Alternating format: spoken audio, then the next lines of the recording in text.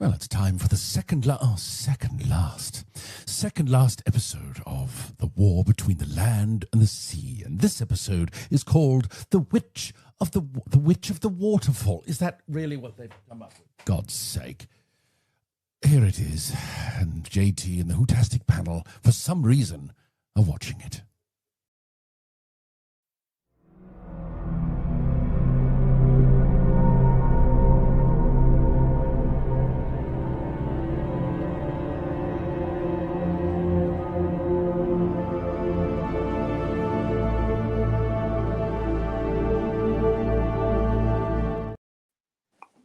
Hello, viewers. It's got to the point at this particular part of the series where I was beginning to think, why are we watching this as well? Because this episode is interesting, but not in the way you might think. So why we're Good evening, watching everybody. Welcome.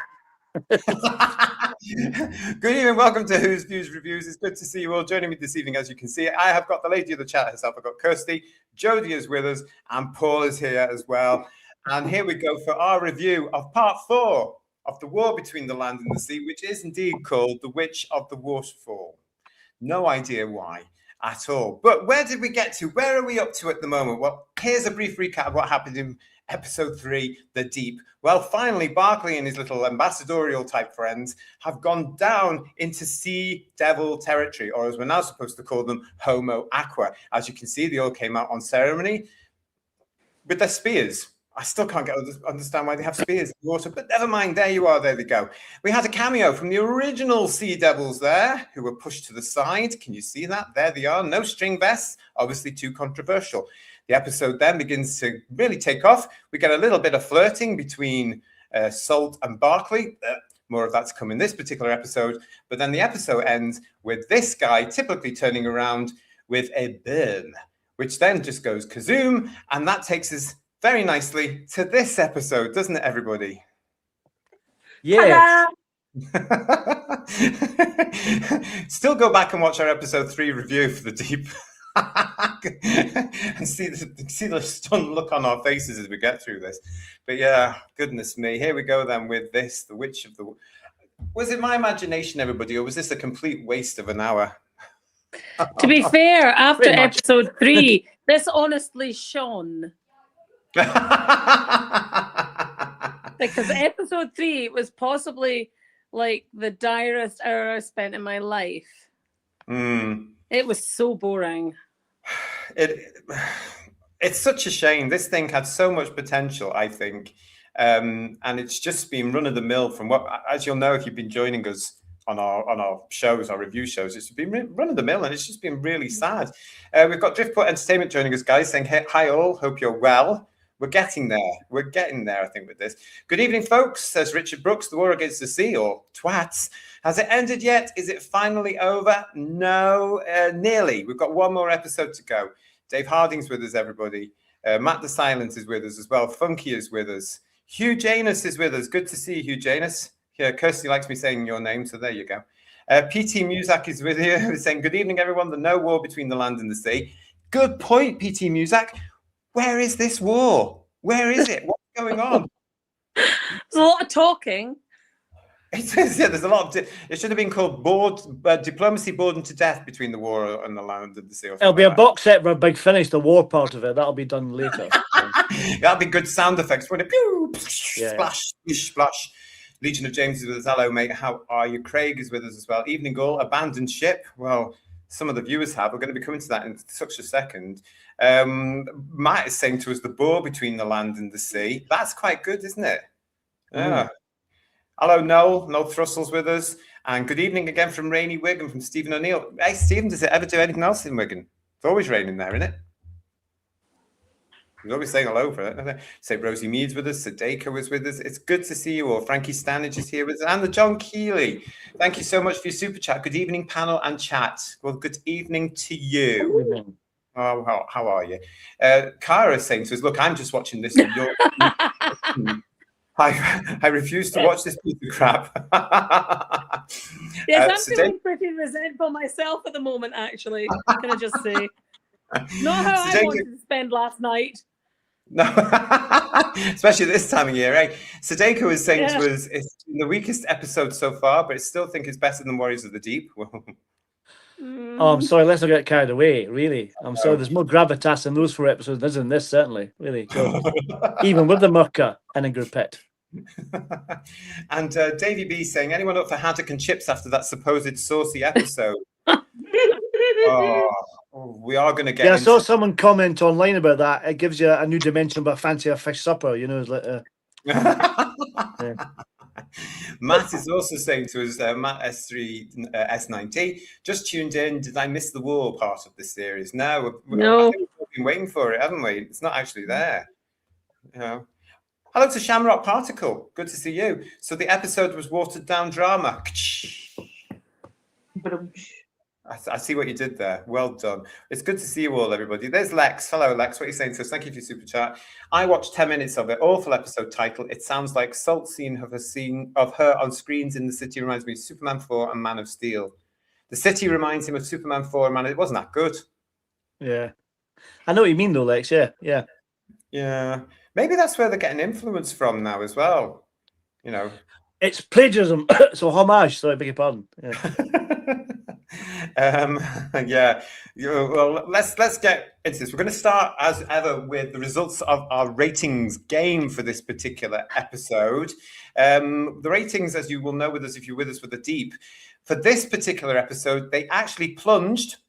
Thank you very much. From 2.4 million for the episode that was on before it, the Deep.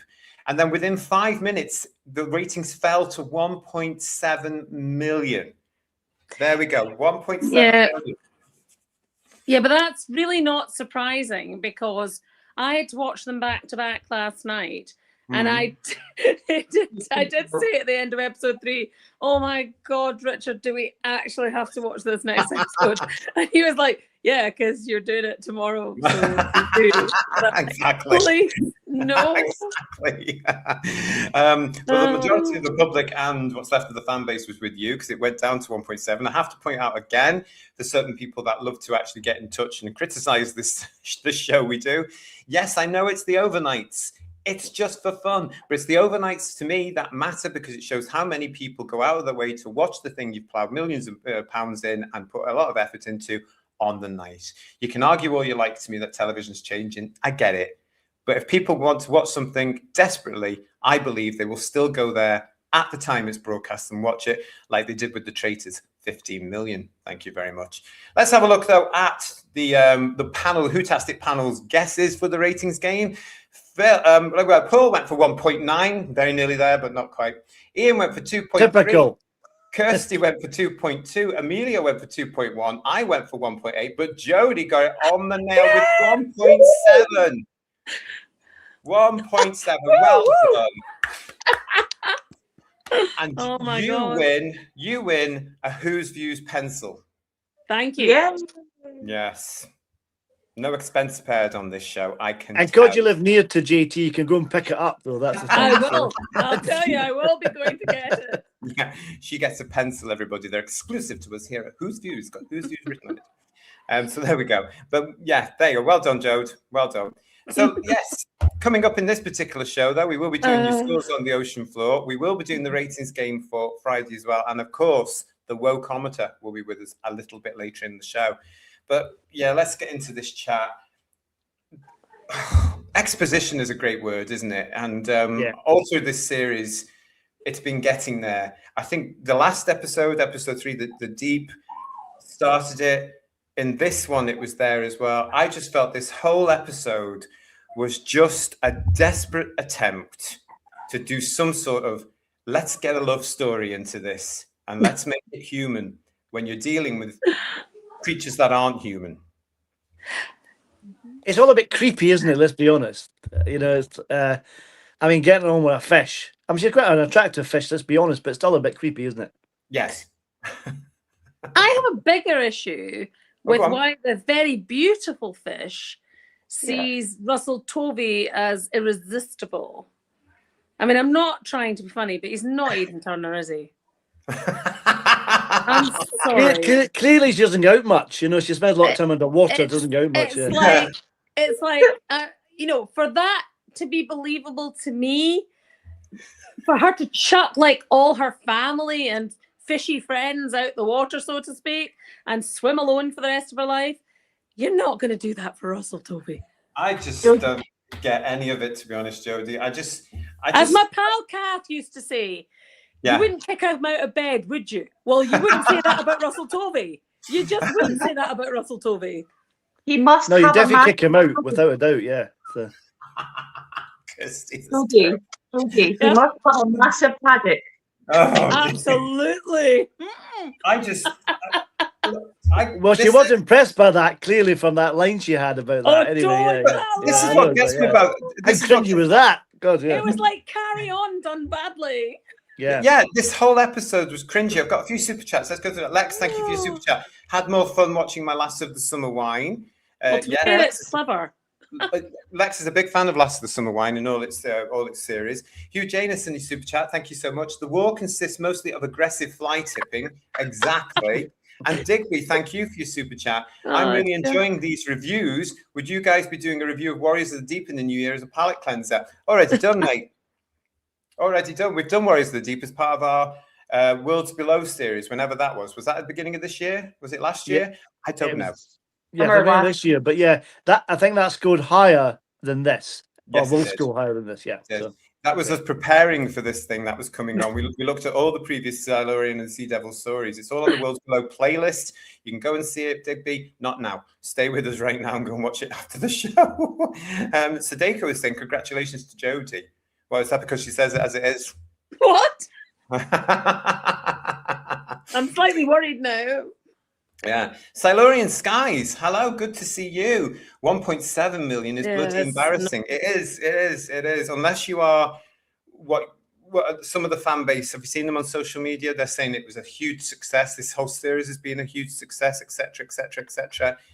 Oh, please. How are they gauging that, though? That's the thing. The reviews have been fairly average. The viewing figures are low by comparison to other more popular shows. So how are you gauging this as being popular? I don't know, Paul. I don't know, because it's not even successful when it comes to looking at the Gatwa version of Doctor Who, which is on a par. And yet some of them are going on, Paul, by saying, oh, it's getting better ratings than Gatwa did. It's not. It's actually on a par or worse. Yeah. I'm going to be honest. At the moment, we've just finished watching Liam Hemsworth in The Witcher, which of course was very controversial because of Henry Cavill leaving it and all that nonsense. Yeah. But it was vastly amusing compared to this. This is not. It was dull. I'm sorry. Yeah. I hate to say that because I wanted to like it. I wanted it to be a resurgence.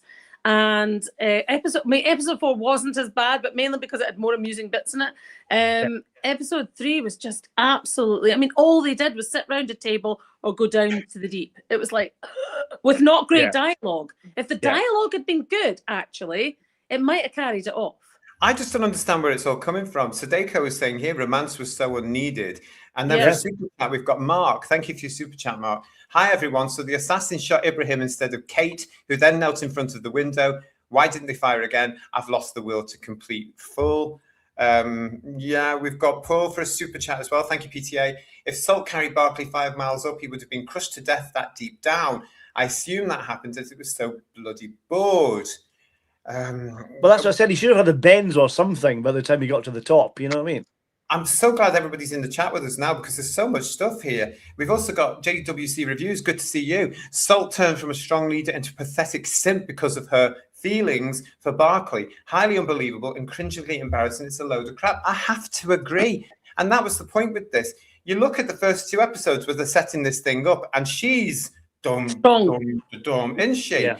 And then in this particular episode, oh, hi, ooh, oh my God, blah, blah, blah, blah. I couldn't stand it. That whole thing where they're in this warehouse, which I've seen done before. Where have I seen it done? It reminded me. It was in Sound of Drums, wasn't it? That's it, with David Tennant. Where they're sitting there having the chips and go, these are good chips, aren't they? And he starts reminiscing about Gallifrey. I'm sure that bit was from there, I think. That's where it reminded me. I thought this is another scene that's been lifted from what they've done before. And I just thought it was ridiculous. It was absolutely awful. The whole thing. I I don't get it. This whole episode, I didn't enjoy it. I didn't like it because I just thought, what a waste of money, what a waste of time. It was just desperately, let's get, and we still don't know we don't know what Salt is. She's not a fish. She's supposed to be some sort of sea devil, but we don't know where or what. She's more, human, isn't she? We don't know. You want your monsters classified, just classify We want them. monsters, haven't we? I just want monsters. Yeah. And if you're going to do something like this in a spin-off, don't bastardize some other writer's work. Do your own version. Yeah. But they couldn't do that because they're unoriginal. There was just so much that was cringeworthy about this episode. One of you in the chat mentioned as well Kate in the previous episode and what happened to her.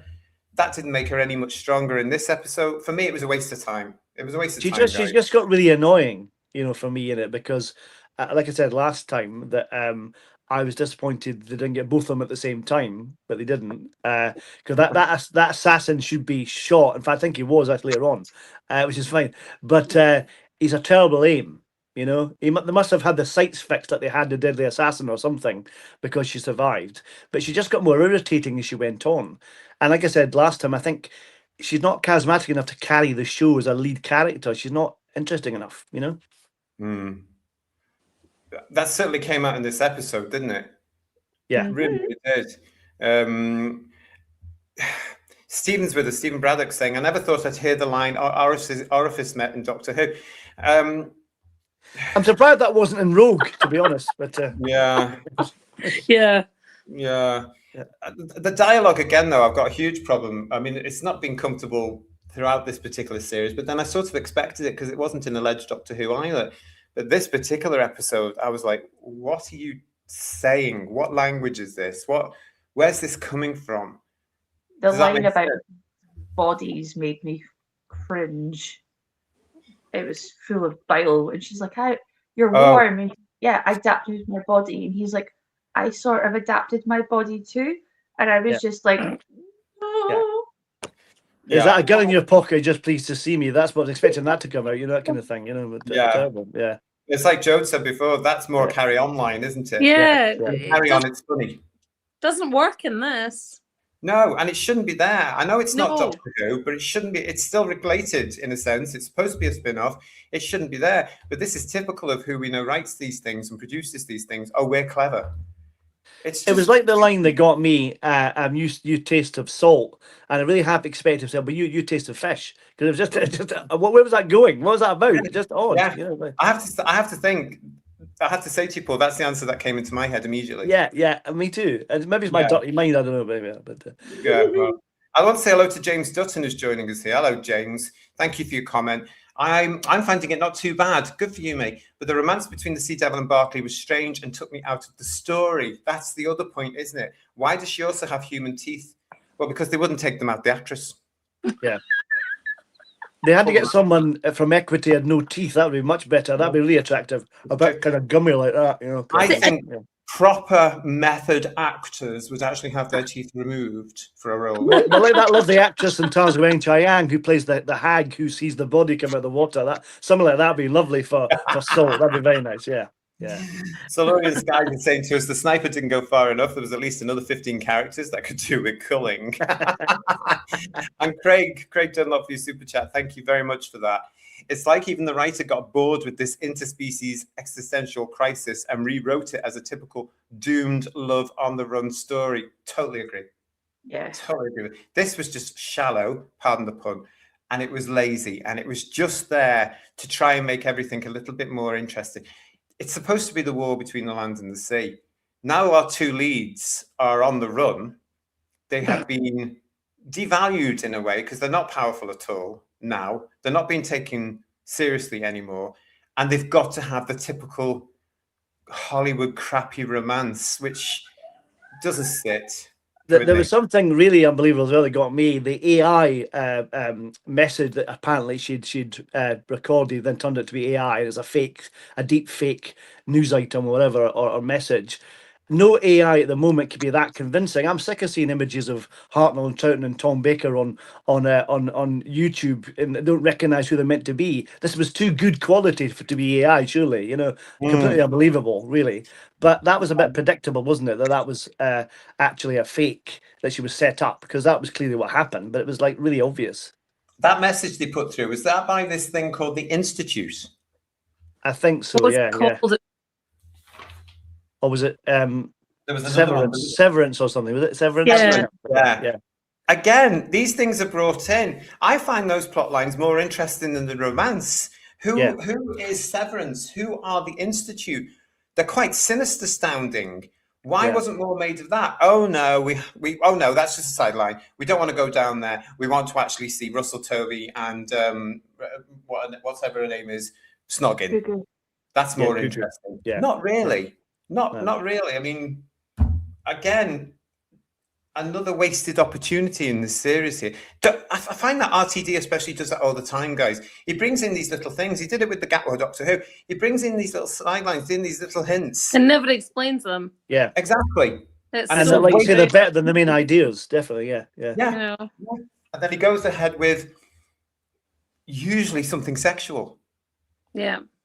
He's obsessed, actually. It's not in a good way. No, it's sad, isn't it? Well, It's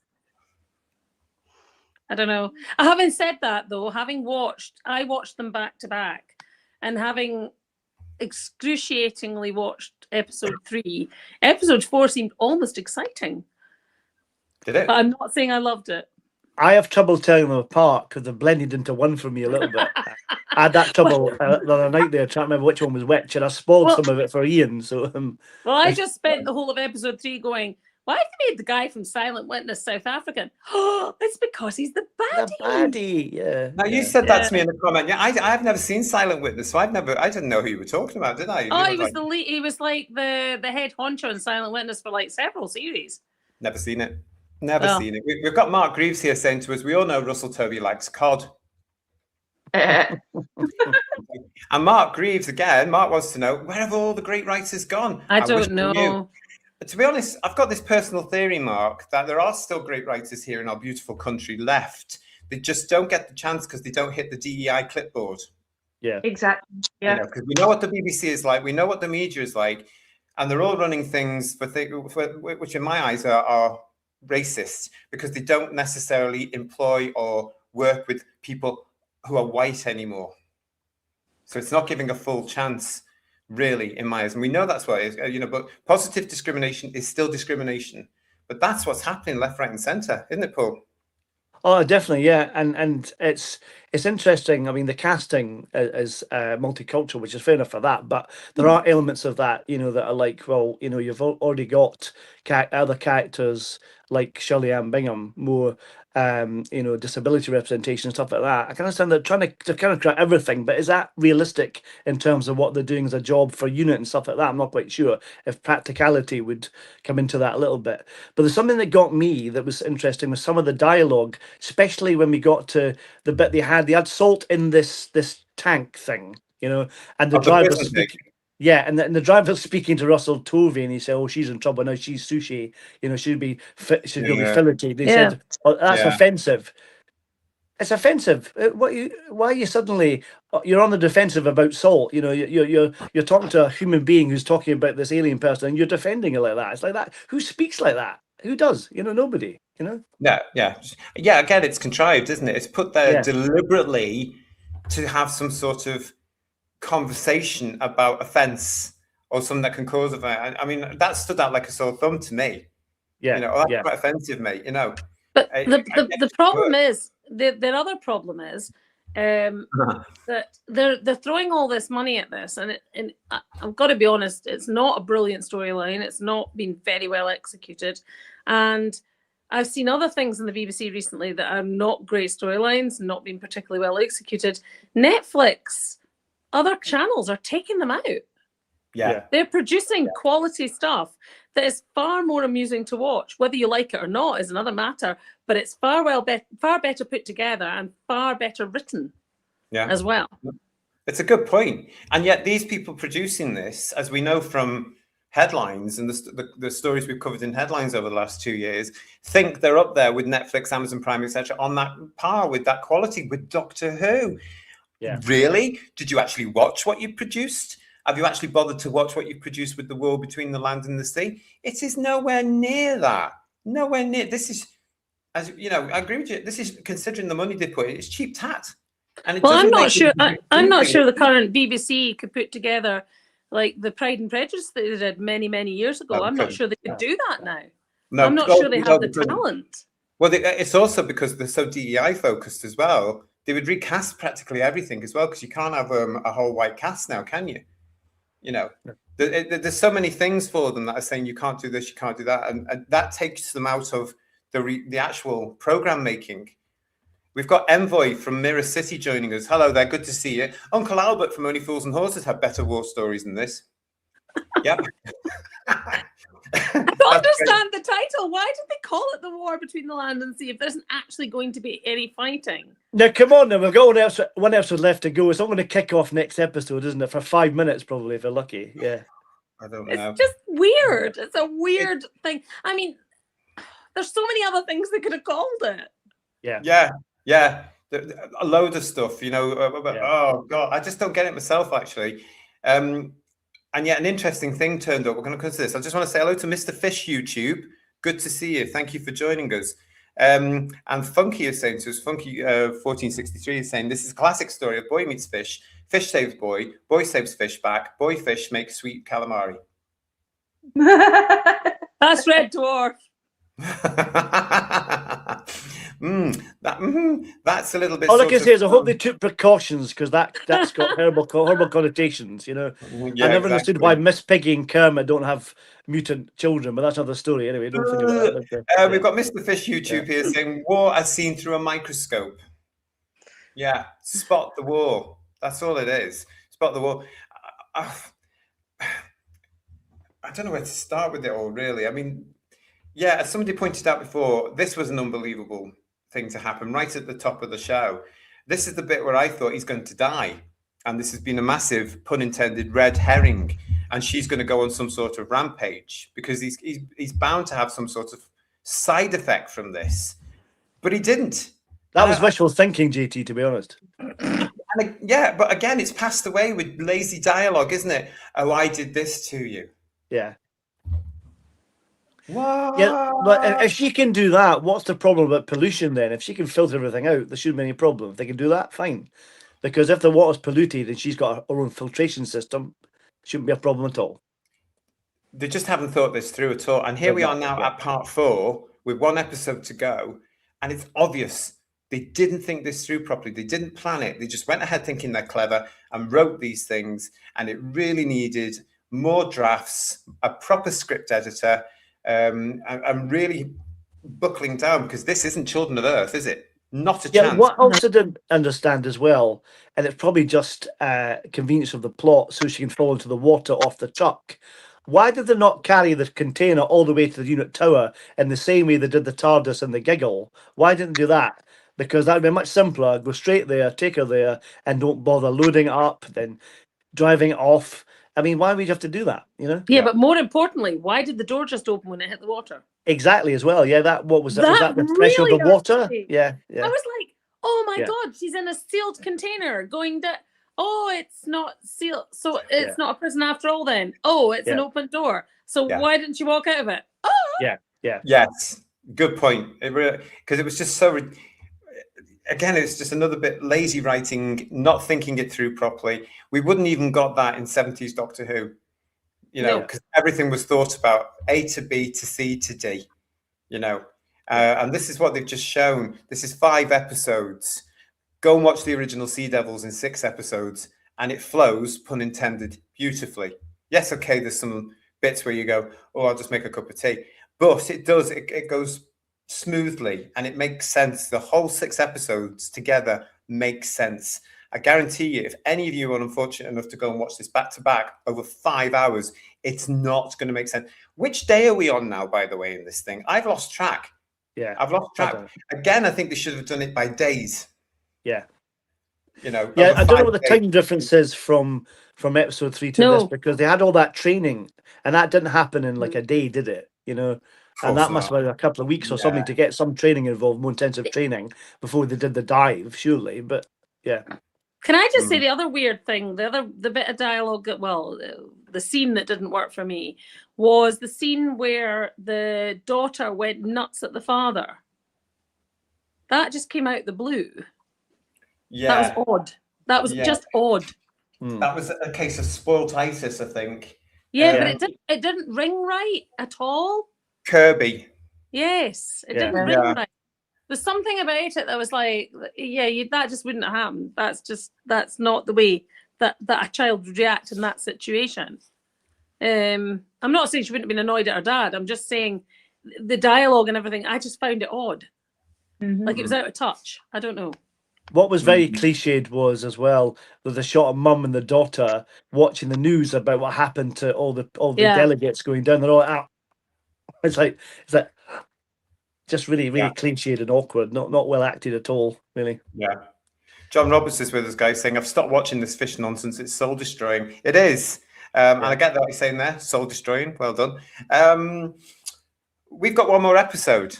We've come this far. We're gonna finish this off to say that we have, and we should be given an Oscar and lots of awards for this thing. When is it? It's on Sunday. It finishes on Sunday. This Sunday. Hey. One last episode, part 5, and then that's it. We're done. Yeah, that's that. Mark, thank you again for your super chat. We're on the same level as the mouse that roared. Yep. At least that was funny, But yeah. Problem beings with us as well, guys, saying, so more like the political allegory with endless debate between the land and the sea. Yeah. And as the guys are saying, nothing makes sense. Going back to Kirby, this whole point here, this whole thing where he phones her on this second phone because, don't you know, we live in a lawless society. It's lawless out there, he says to Salt, doesn't he? It's lawless out there. Well, have a word with Sadiq Khan now. But, it's a case that it's lawless out there. So he phones Kirby's second phone.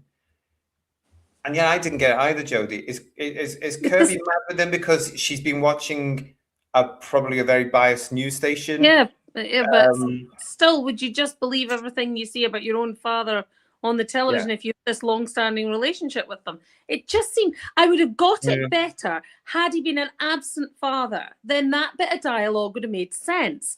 But there is no hint of that. The hint, the story is that he's been a very present father. Yes. And in fact has disapproved of the mother reading the daughter's texts and not allowing her privacy. So he got the second phone. So that's why that whole scene didn't work for me. Because I was like, well, that isn't how the kid would have reacted.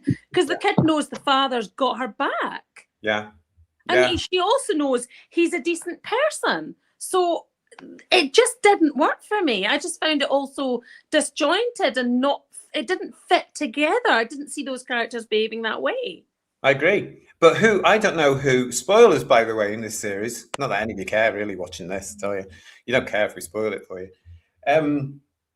Was it Kirby or the wife, the ex-wife, that betrayed him? I think it was her. Yeah. But you wouldn't definitely know because they didn't definitely let you know. No. And this is again what was missing from them trying to be clever. Did they just overhear them and then neither of them betrayed him? I don't have a clue. No. It was a bit like the bit again in Sound of Drums with the Master when they had Martha's family done the same way when they're all kind of like checking their phones. A very similar scene, I thought, to that as well. Very, very similar, just copied again. I mean, there's times when ambiguity is great because it's going to all be solved later on, and people will unmask, and it will all come together. But he just does ambiguity for the sake of it because he can't be asked telling you what. Well, he's not going to explain it, is he? Let's be honest. So I sometimes think he doesn't realize he's doing it because he's so wrapped up in this old myth that he's the best and he's brilliant and he's a genius, and that he suddenly forgets. Now, don't forget, there's two of them writing this. There's RTD and there's McTeague, however you want to say it. And as far as I'm concerned, they're as bad as each other because you just know that RTD's leading this thing and Matthi's just following on, on his coattails. But it's another it's another look at the fact that this is why, Who viewers, I don't want McTeague becoming the showrunner or even the producer of any future Doctor Who, because he just will do the same crap. It'll just be shallow again. It just won't make sense. And here it is in the proof, as some of his other Doctor Who episodes have proven to be as well. They're not as strong as they possibly could be. I'm confused as Legion of James. Join the club, mate. There's a token aggressive male fish thing now, but I thought Salt turned into a bloke when angry. You know how to push the toxic masculinity trope, or did I hear that wrong? You didn't. We're going to talk about no. Hyde in a second. Well, he's male presenting, isn't he, as well? So there you are. But, he was male presenting, as pointed out by the fella in the unit base or whatever it is. Yeah. It's not been explained, and it hasn't been explained why Salt did that. Again, it's one of those things they won't bother with. I guarantee you, by the end of Sunday's episode, for episode 5, we still won't know what that was about. We've got James Dutton saying to us, have you heard that RTD has said, keep watching to the end after the titles of episode 5 for something big that will affect the future of Doctor Who? I have heard that, don't really care. I think it just means that Kate's leaving, or Kate's giving up, retiring, because she's overheated. She's got she's stressed her out of her box. That's why she's leaving. Whatever, yeah. So it's all to do with her. It's not to do with Doctor Who, really. So if she leaves, that won't affect the future Doctor, other than the fact we won't have Kate left Big Stuart, which can only be a bonus. The thing we have to vote for is that RTD leaves Doctor Who. Never mind the characters. Yeah. We need him to go after Christmas. As soon as that Christmas episode is done in 2026, he needs to have gone, exited the building, even if it means another 2 years off air while they replace him. There's no future for Doctor Who if RTD is still in control, so his problem being. Well, PB and I are on the same page, of course. What else we got here? Lex, thank you for your super chat. I think with ratings going down, the finale will be the same with RTD. Others Who finales, war scenes will last about 10 to 15 minutes. The problem with war scenes is they cost money. Yeah. Yeah. And I don't think we're going to get one, Lex. I think the war in the title should have been through 5 episodes with the diplomacy scenes in it, with both sides in the wrong. I was hoping when the male character Tide arrived with his kind of entourage, it was going to be a bit more exciting and a bit more dramatic in terms of war and battle and stuff. I thought it was going to kick off a bit there, but it didn't, sadly. Because I quite liked his performance actually as the ambassador. I thought it was quite good, but it was stronger, I have to say, than Salt. Yeah. And this guy, I was like you, Paul. This is Tide, everybody. For those of you who aren't watching it, this is the new ambassador that's taking over from Salt, because Salt is now wanted by the Sea Devil race because she saved a human from the burn more than her own kind. I sort of get it, but it's still quite flimsy. It's still quite flimsy. He turns up, as Paul says. Yeah. Have you any idea what this little pelmet thing is round his waist? What that is? Any idea? What, this yellow thing? Yeah. I've no idea what that is. She's got one as well, hasn't she? She has it too. Yeah. I think I think it is desperate to suggest some sort of fish shape, really. Yeah. I just don't know. I was expecting something more from this character. As soon as he turned up, it was an okay performance for me. I don't mind. I thought it was played okay because the dialogue was easy. He just has to come in and say, right, that's it. Diplomacy's finished. We're frying tonight, and you're the ones that we're frying, and then we're off. The thing about it is, though, they've made them a bit like sort of American Indians, or haven't they? A little bit. They made them more primitive, and having names like Tide and stuff like that. They're actually an advanced civilization. If you look at Malcolm Hulke's Silurians novelization, they've even got proper names, that sound more like unusual names, not named after of salt water or the sea or something. They're named after like Oakdale or something, as one of the characters called in Silurians. They've got proper names, you know what I mean? So they're not primitive. And I think names like Tide and Salt, unless they're nicknames, sound a bit primitive, you know what I mean? Like Sitting Bull or something. It's a bit bizarre, kind of. The problem is as well, though, they've got the Sea Devils obviously there. What are these things, and why, just because they look like Homo sapiens, are they superior to the Sea Devils? It's so confusing, isn't it? I feel that that's like muddying several waters. And also, you know, if we want to be insulted by things all the time these days, you'd be kind of insulted to say that something that's Homo sapien looking is superior to a sea devil. Yeah. It's just weird. I don't get it. It's like, explain it, please. And they're not going to, are they? No, They're just going to they can't be bothered because they're lazy. It's just fact. It's in there now, just like we've had in Doctor Who. Like, you know, like the whole Mavity crap and all that nonsense. It's just there, and you get on with it and you adapt to it. It's not how I want my television drama. I want things to make sense, please. I do have an intellect, and this thing is dumb. I think they're too scared to have aliens in it, because when I watched the on Disney Plus all the Star Wars series, and Star Wars has many alien characters in it, which is half the fun of watching it as a kid and an adult as well. But they seem to be afraid of having monsters at all in any of these things, like the Mandalorian and things like that. The monsters were very humanoid, or if you were alien, you were in the background, not being seen very often. And I feel they've done the same with the Sea Devils here. Let's push the actual alien creatures or Sea Devil creatures to the back, but the humanoids forward, because they can articulate, but the others can't. And it's all to do with that and being afraid of having been ridiculed, I think, having a monster, probably. And that's quite sad, really. It's ridiculous. If we've got to the point now, I mean, if you look at the last two series of Doctor Who that RTD ushered in, hardly any monsters in that, not proper monsters as we know it. Yeah. You know, and that's, I think we said in our reviews of each of those terrible episodes, is it problematic now to have monsters? Because they don't want to scare the kids. But this show isn't supposed to be for kids, is it? It's supposed to be for adults and more mature. And they can be scared very easily as well. And they just don't want to. I genuinely believe that they haven't got the imaginations to do it now. I think they're all burnt out. They could have had more fun with that moment where they mugged that guy for his mobile phone and Salt was pretending to be a monster. They could have had more fun with that, and they just chickened out, I think, you know? Yeah, you're right. They could have played it so they were sort of slagging off the Doctor Who monster in a sense. Yeah, really scary. In a tongue-in-cheek way. Mark Greaves is saying to us, Tide is all over the place. He comes in, he goes out, he comes in, he goes out. See what he did there? Well done. We've also got Sadeko. Not sure if that's the more human-looking Sea Devil is superior, but more the better the choice for me. Maybe, but I still think it's disappointing because it's just not as exciting. Yeah. I was half expecting, though, like we got with Silurians and Matt Smith either, they would wear a mask and just take the mask off, and that's what the difference was. Yeah. And they're just wearing a mask, and that's just boring as well, you know. But it does look like that with these new versions of the Sea Devils. It does look like a mask, doesn't it? Yeah. I've said it before, they went down the Star Trek route years ago with the Silurians in Matt Smith's time, because you have to see the actor now. As Doctor Who fans, I don't think we want the actor to be seen. I think we want a man in a rubber suit and a monster. Yeah. You know, it's what works. It's what Doctor Who is known for, and they've just completely forgotten all of that. I think part of the problem is, though, that, you know, Doctor Who started in an era in the 60s and 70s when scaring kids was not seen as a bad thing.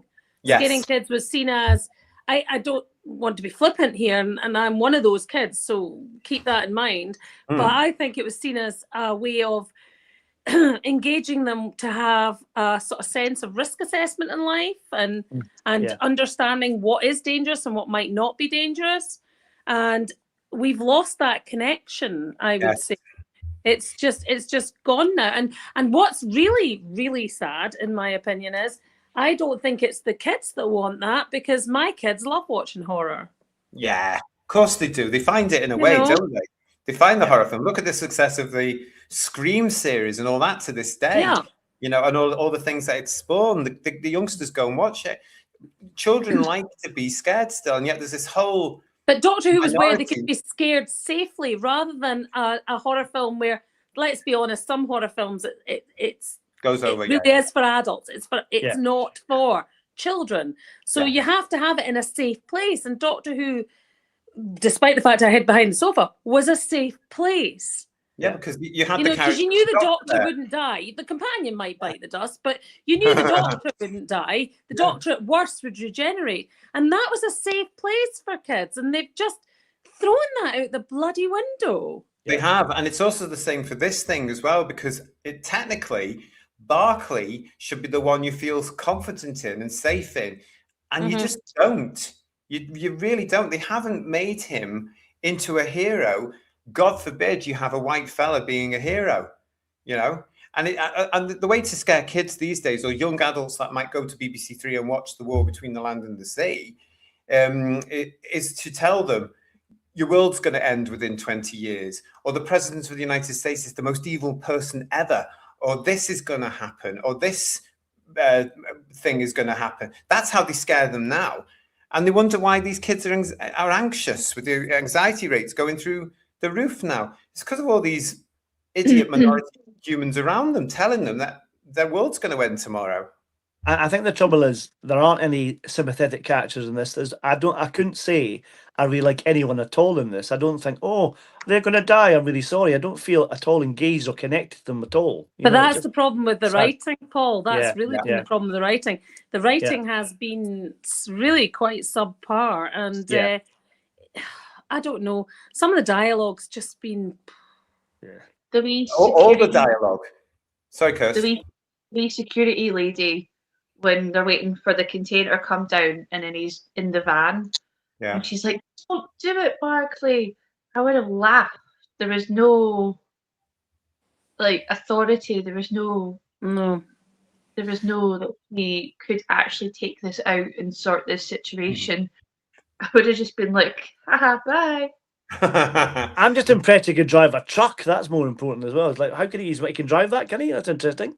I suppose it's easy to go in reverse with something. Probably, yeah. But again, that whole thing just didn't work. You're right, Kirsty. The lack of drama in the scene as well. There was no excitement, was there? You knew something was going to happen, because there's no way he was going to let her be carted off to Unit Tower, which actually, in the form of the alleged story, would have been the best thing for her, because that got her to Kate, which ironically, for those of you not watching this thing, is what they're trying to do now. Yeah.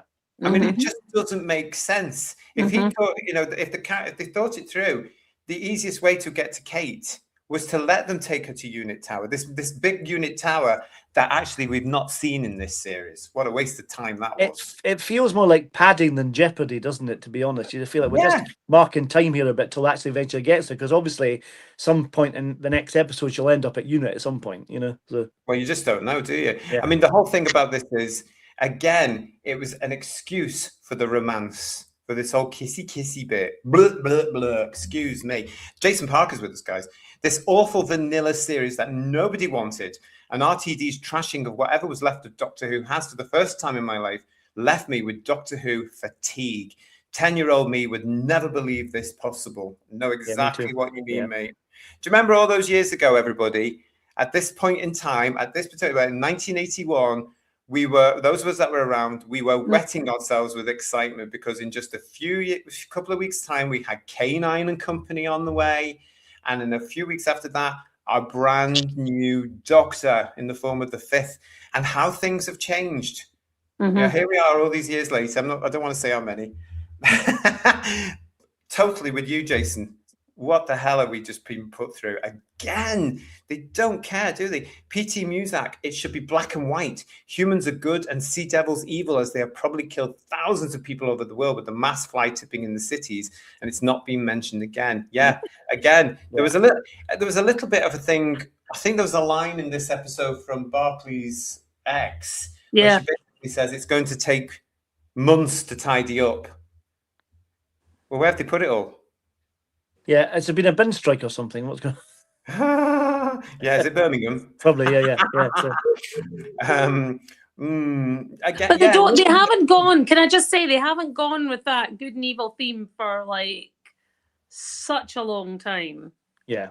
That's kind of like, it's gone. Yeah. Well, because they don't want to portray good and evil anymore, because that's bad to do, isn't it? Again, it's problematic. It's like recently, I think it was this year, Paul, correct me if I'm wrong, they changed the name of the Black Guardian to the Guardian of Chaos. That's right, yeah. I think it was this year, yeah. Yeah, and we reported that on headlines, because they can't show anything that could be evil, because you can't do that. They're rewriting everything now as well, aren't you? The latest thing that they're doing in Hollywood, with it being so stupid, is that they're showing Cinderella's stepsisters aren't that bad at all. Oh, get away. I can't be done with all this misunderstood crap. No, You've got bad people there. Deal with it. Because real life at the moment, as we know, is full of bad people running around the bloody planet. Thank you very much. Can't be There's bad people in all walks of life. It doesn't matter what ethnicity you are, if you have a disability, whatever sex you are. Totally. There are bad people across the board. And that's what life's about. You know, it's like, why are you making it such a fairy tale world that we live in? Because we don't, you know? We've got scaring kids in a TV show is character building, says PB. Remember character building, Russell? No, he doesn't. That's right. You've forgotten all about character building, haven't you? Yes, he has. William Orlock is saying exactly, Jodie, as Ben Aronovich also said.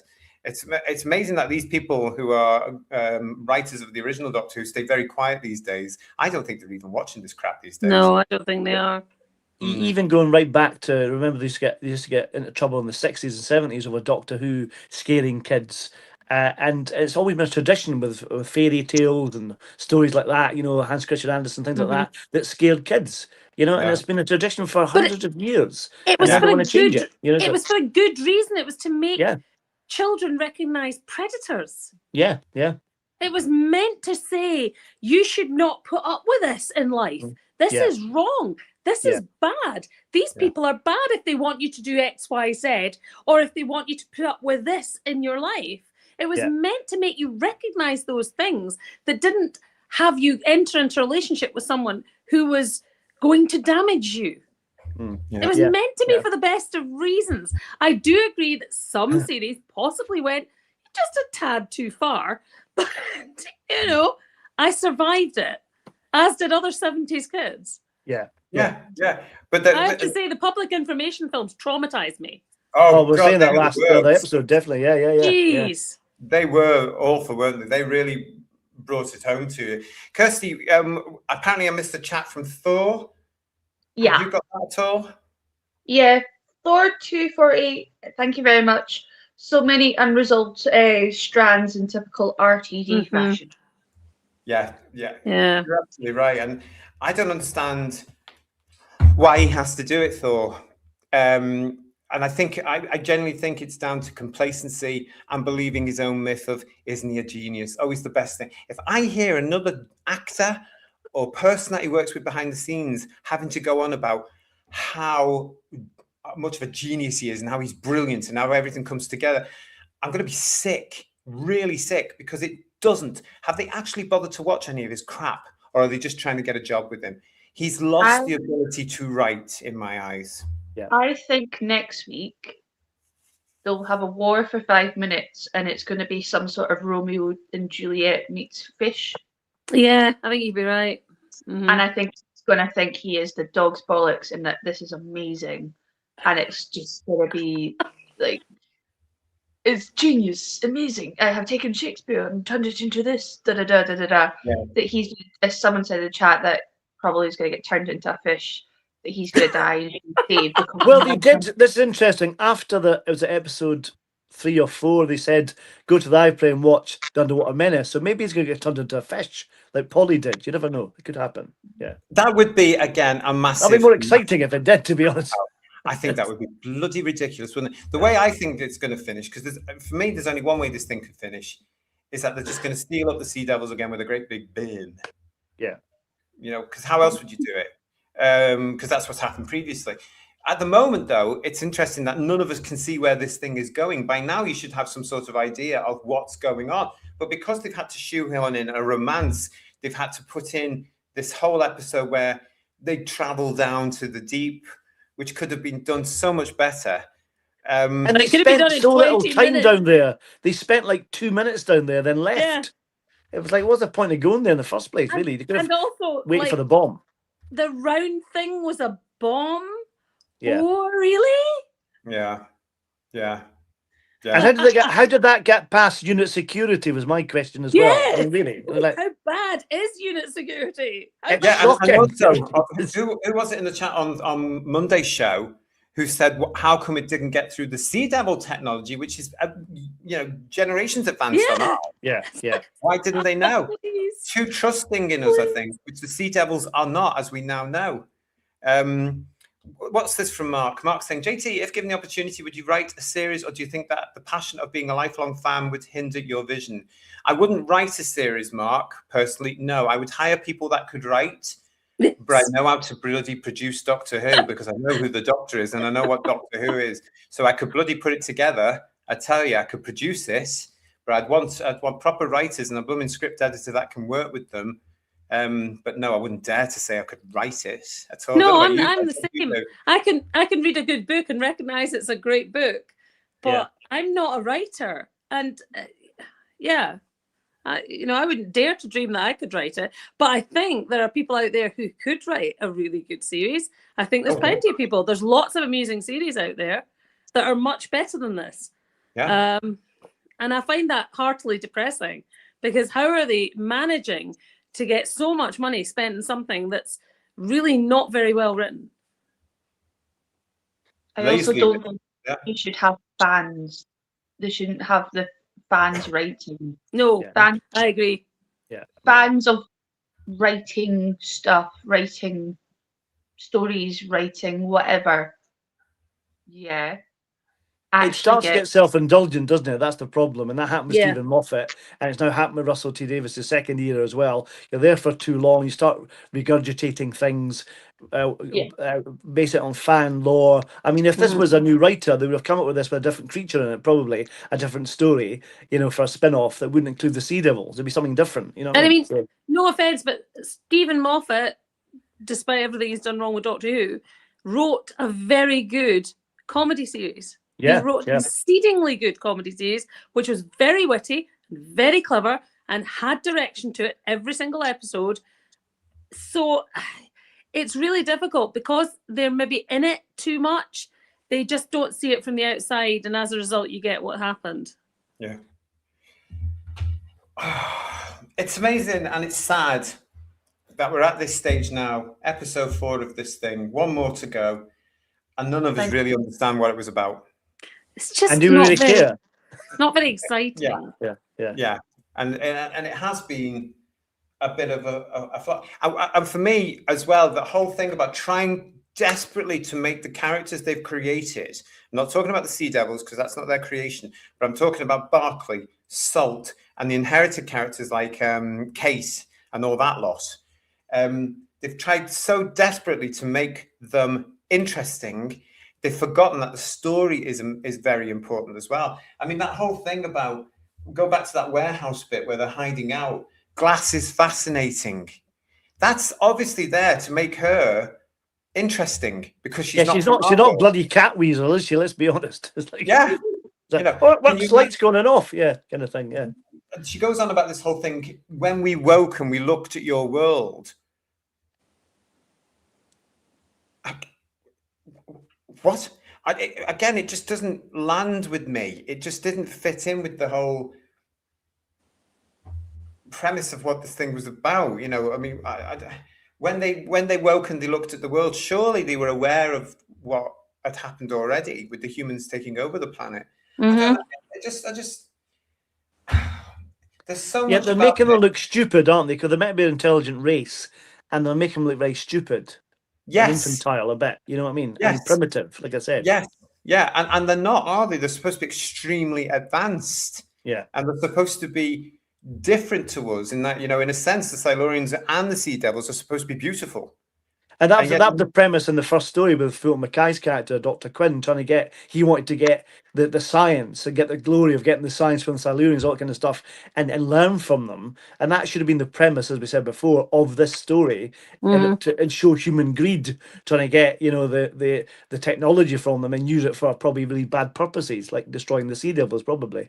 That could still happen, to be fair. Yeah. It's a great point, because what we've got now as well is we've got this whole thing about these corporate people in here as well coming in, haven't we? And they're bad. And we've been through that. We've chatted about that before. We know that actually is real. We know these people in big business are selfish. We know that. Yeah. They're out there for themselves. They haven't cared about the environment for 30 years. We know that. Other governments haven't around the world as well. We know. I must admit, it's funny, when that character got shot, I was more worried about his cat being on its own, wandering around after him. I thought, oh, the cat, what about the cat? So I was more worried about that than him, to be fair. But being an animal lover myself. This is where I was going, Paul, because the whole scene, again, they've used this character as a scapegoat, but it doesn't come off as being a scapegoat. It came off to me as, we've got one character too many. We need a bit of drama. Let's kill him off. Yeah. It was such a random scene in the middle of everything. Yeah. But it fell It's- flat on its face. If it was there to cause some sort of drama, Well, it again, needed because some you don't story care, round it didn't about work. it. Yeah. Hey? It needed some story round about it, or some dialogue round about it, or something. It The just was dialogue around actually. it was confusing. You know, Well, I was actually not paying full attention at that moment. Yes. And I went to Richard, what just happened there? And he was like, oh, the guy got shot. I'm like, what guy got shot? Oh, the guy around the table. What guy? The guy from the company. Yeah, I mean, again, but it makes sense. Whatever they were talking about, and I think again, what they were talking about in Downing Street, I think they were trying to make the Prime Minister of Britain, who was only interested in that bit. There'd be no connection to me. There'd be no connection to me. Yeah. I think they were trying to do something with him and make him look like I don't know. I can't put my finger on it.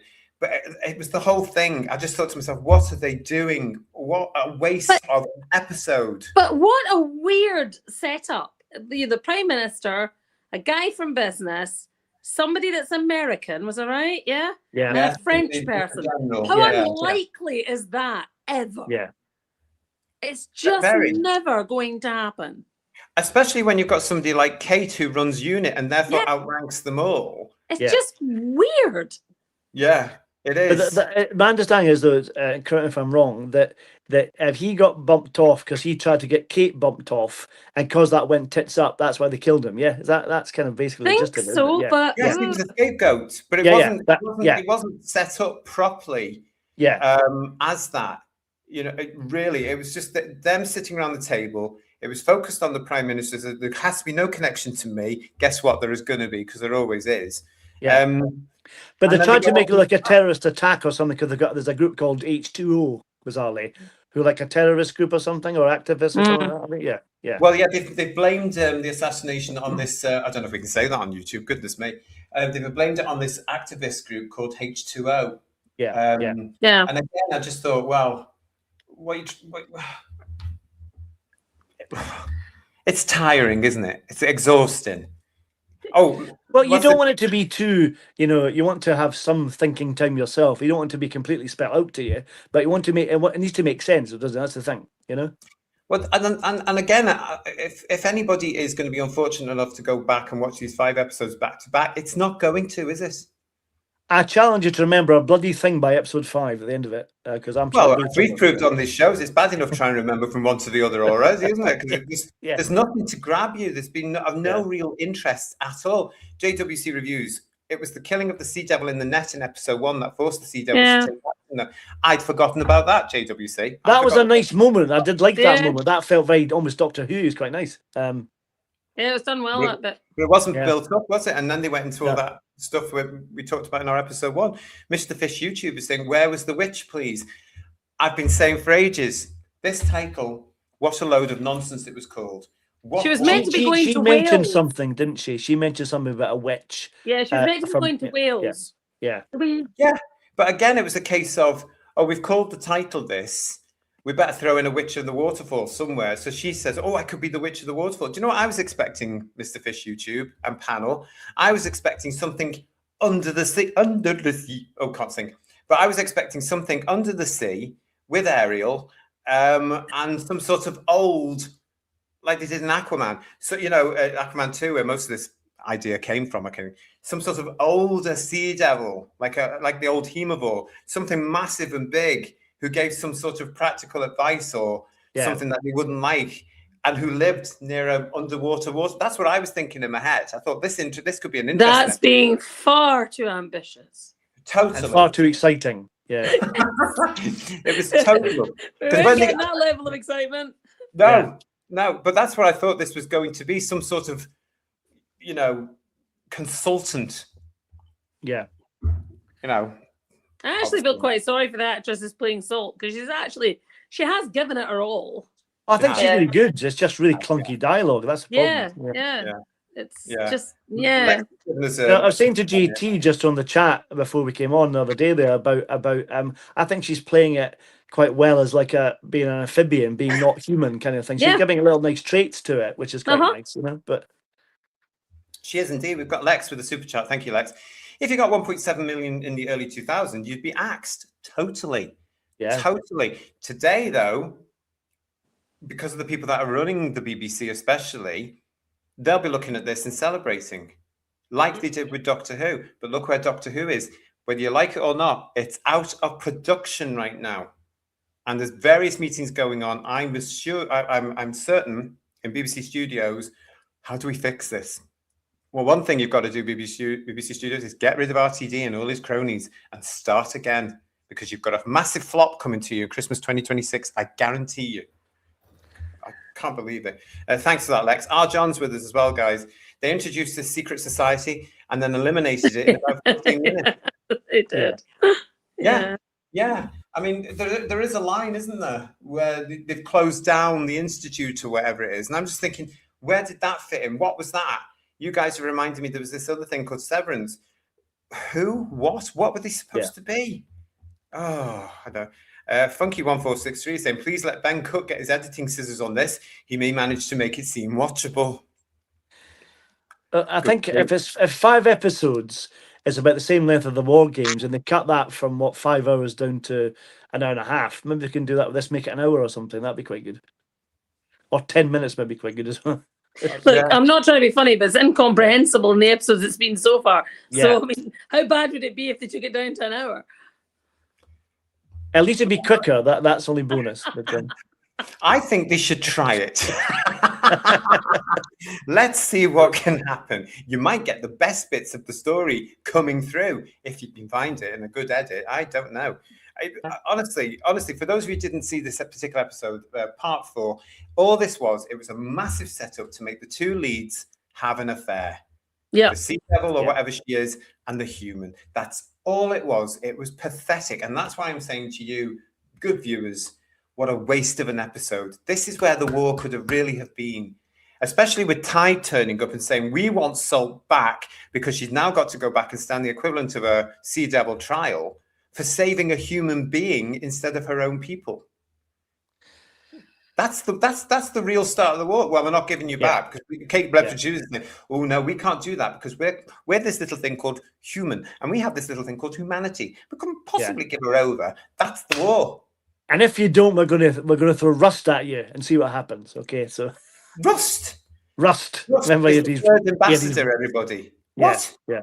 What? I was expecting again when he said, "Oh, we've got our third ambassador." I was thinking, "Oh, who's coming out the tank now?" I was getting a little bit interested to think, what's going to be the big reveal now?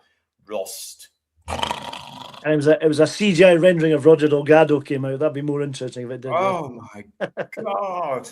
I wouldn't be happy by that though, to be honest. Neither would I. Yeah. Craig Dunlop, what do you mean by this? If Barclay marries Salt, will she become a fishwife? There's a term I've not heard in many moons, I have to say. And Salt is to face Cod Marshall, says Robert Payne. See what you did there. God, I don't know. It's not doing very well this episode again for us, is it really? Again, it just seems so... I'm sticking to my guns. This was all about getting some sort of romance going because they have to have some romance. It didn't work. It's just creepy. And then it's all about, as well, the portrayal of Barclay and getting to what I think they really thought was going to be some big sort of dramatic finish where they're both on one of the bridges in what's supposed to be London, and they're supposed to be there, and you've got the army on one side and you've got unit on the other side, and it's all very confusing for everybody involved, and they get separated. But at this point I'm thinking, I don't really care. Yeah. To be honest, I felt there was more, if you want to go for touching, the romance with Kate and her man was more touching than Oh, and even that really? was, Really? yeah, it was better than Barclay's. But I mean, None of it. It's varying degrees of not great. Well, I don't know how long Kate and her partner being together in the series. If it goes back it to doesn't say. but it's like they're behaving like they're 5. You know what I mean? And like, oh, I know. It was really childish, but it was more It is, touching yeah. than Barclay and the creepy fish person. And when did Kate get okay, a fair daughter? enough. Yeah, I when did missed that. Kate get a daughter? When did Kate get a missed daughter? that. Yeah, she's got a son in Downtime. Yeah, but if that counts, but yeah, Oh, that's so they've transed him probably. probably yeah. So Yeah. When he was crying in the corner, I was like, I don't actually care. No, that's the point, isn't it, Kirst? Who cares? They just didn't make their characters very sympathetic. It's actually a problem. I read a book recently where the book was very cleverly written and the story was quite clever, but I didn't actually care about any of the characters in the book. So yeah. So you put the book down, don't you? No, I read it to the end and then thought I really didn't care about any of the characters in the book. it's funny. I'm a massive fan of Planet of the Apes, and they did a remake of that with Mark Wahlberg about 20 years ago. Terrible film. Yeah, But the worst part, at least Charlton Heston, although he's obnoxious in the original movie, he's got charisma. Mark Wahlberg doesn't have charisma. No. And likewise, neither does Russell Tovey. And that's the main problem. If he had charisma and a lot of decent character traits, you might like him, but he's just not engaging at all. And that's my main problem with this. He's not holding my attention at all. I don't give a two hoots about what's going on, you know? Yeah.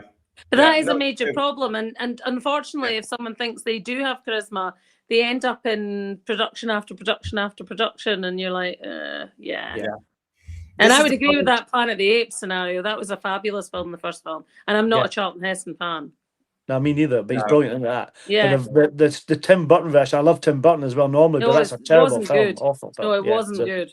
Yeah. And yet the ones that they keep repeating on television, I've noticed, are the Mark Wahlberg. Yes. And they're more. And you just say, oh, please, I'm switching that off. There's no ending ever like the first Planet of the Apes ending. It was if you didn't know that was coming, and I didn't when I watched it when I was a kid. It was just shocking, so impactful. It's brilliant, absolutely brilliant. I mean, even we're not talking about that, and that is lacking from this whole thing about the war between the land and the sea. There is no emotional investment. There's no care over the characters. It just goes pap, pap, pap, pap, pap. In particular, in the normal way. I've said it before. This is the way he writes. This is paint by numbers scripting for him. You've got to show this. You've got to do this. You've got to do this. There's no real care or thought into it. Frankie Stan is saying to someone who's been watching a Bond film on that bridge. Funky is saying that bridge scene did have me shouting at the screen, you're a fish, jump in the bloody water. And our John's saying to us here as well, the Kate Ibrahim relationship is inappropriate. She is his superior. RTD would never allow this if it was the other way around. He's such a hypocrite. Well, we know that. Yeah, but the fish human's also very inappropriate. Yes, yeah. The thing about the sea devil creature is like normal fish out of water, after a long period of time not being in water, they start to they can't breathe and stuff like that kind of thing. So why there's no sign of that? You know, why is she not struggling to survive out of water? You know, because that would make more sense. You know, I was also concerned why was she sitting by the fire for that long? Yeah, she could have been cooked. Yeah. I said that or poached. Yeah. Why was she sitting by the fire? A, he was like, I don't actually care. This is your problem. But B, he was like, it makes sense that like a fish by the fire. You see, this is where we've got to remember she's not actually a fish. She's Homo aqua. She is the Homo aqua of episode 1, as is Tide. They've just never bothered to explain how that fits in with the world of the Sea Devils. Maybe it all goes back to another Russell Tovey type person way back who created Homo aqua with a fishy person. My head's spinning again. They just don't care anymore. They're just fishy people to me. Somebody said, I only like Tovey and being human. I like Tovey and being human. And that's why I'm really struggling with this because I now realize probably the reason I like being human is because it was there was more than one person that was playing the lead and there was also very good antagonists in it. Yeah. And it didn't rely on Russell Tovey. I'm not convinced he's someone you can pin a series on anymore. A couple of people saying that in the chat as well. He's not lead material. I think he's proved that here as well. I agree with that as well. Thanks for likewise, Gemma Redgrave as well. I think they have the same issue. They don't have enough charisma for both of them to be in the same story. If it was someone stronger playing Kate or Barclay, might be better in order to hold attention of the audience. You know. It might have been. Legion of James is saying the problem with Kate is she's never been given or written any character other than being the Brigadier's daughter. I've always found her bland and pointless. I've never liked that. From the moment she turned up and she introduced herself as who she was, I just thought that's just there as a nod and a wink to the fans. The general public wouldn't have cared. They wouldn't have got the reference at all. It could have been another Bambera. It could have been another strong female lead, because that's the way they wanted it. It had to be a female lead. I would have had a warrior in there, you know, another really strong woman like Bambera, if not Bambera, actually. And just to be her own thing as well. That's it, because they've got the Lethbridge Stewart baggage, which is totally pointless. Yes. Really. Yeah, totally. You wanted that. It could have been done so much better at the end when the bridge and the army are turning onto Unit and Unit's turning into army, and she's squabbling with the American guy, and he's like, "Oh, I've had permission from White House or something like that," and she's like, "Right, on my command, open fire." If she'd had any sort of iota of a spark up her bum, we could have had something fantastic, and you could have been like, "Okay, like this woman has the gravitas that you can be actually quite scared that she will not be afraid to flip the switch or press the button and actually do that."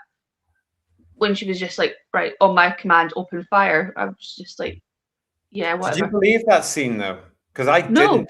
No. If she had some sort of gravitas as a character and had, even if she wasn't related to who she is in the story, and a strong female character, and they built her up that she's had some sort of military presence and that kind of thing, you would be afraid that they will just go happy, they'll just go trigger happy, just press the button. You'd be okay, there's actually the stakes because she's a flight risk that you'd think that she will do that. But you're like, nah. I think part of the trouble is the actor who's playing the American general, I think he's quite good. He's quite strong and quite believable, and that's part of the problem, you know. I think it's very stereotypical, though, isn't it? Really? But he's good at what he's doing. He may be stereotypical. But it then become quite unbelievable that he didn't order them just to fire. Yeah. You know, I mean, but it's that whole stalemate thing, isn't it? Really, you know, where he said to Kate, "I've got the backing of Westminster." That's not going to bother to Kate. She's the United Nations.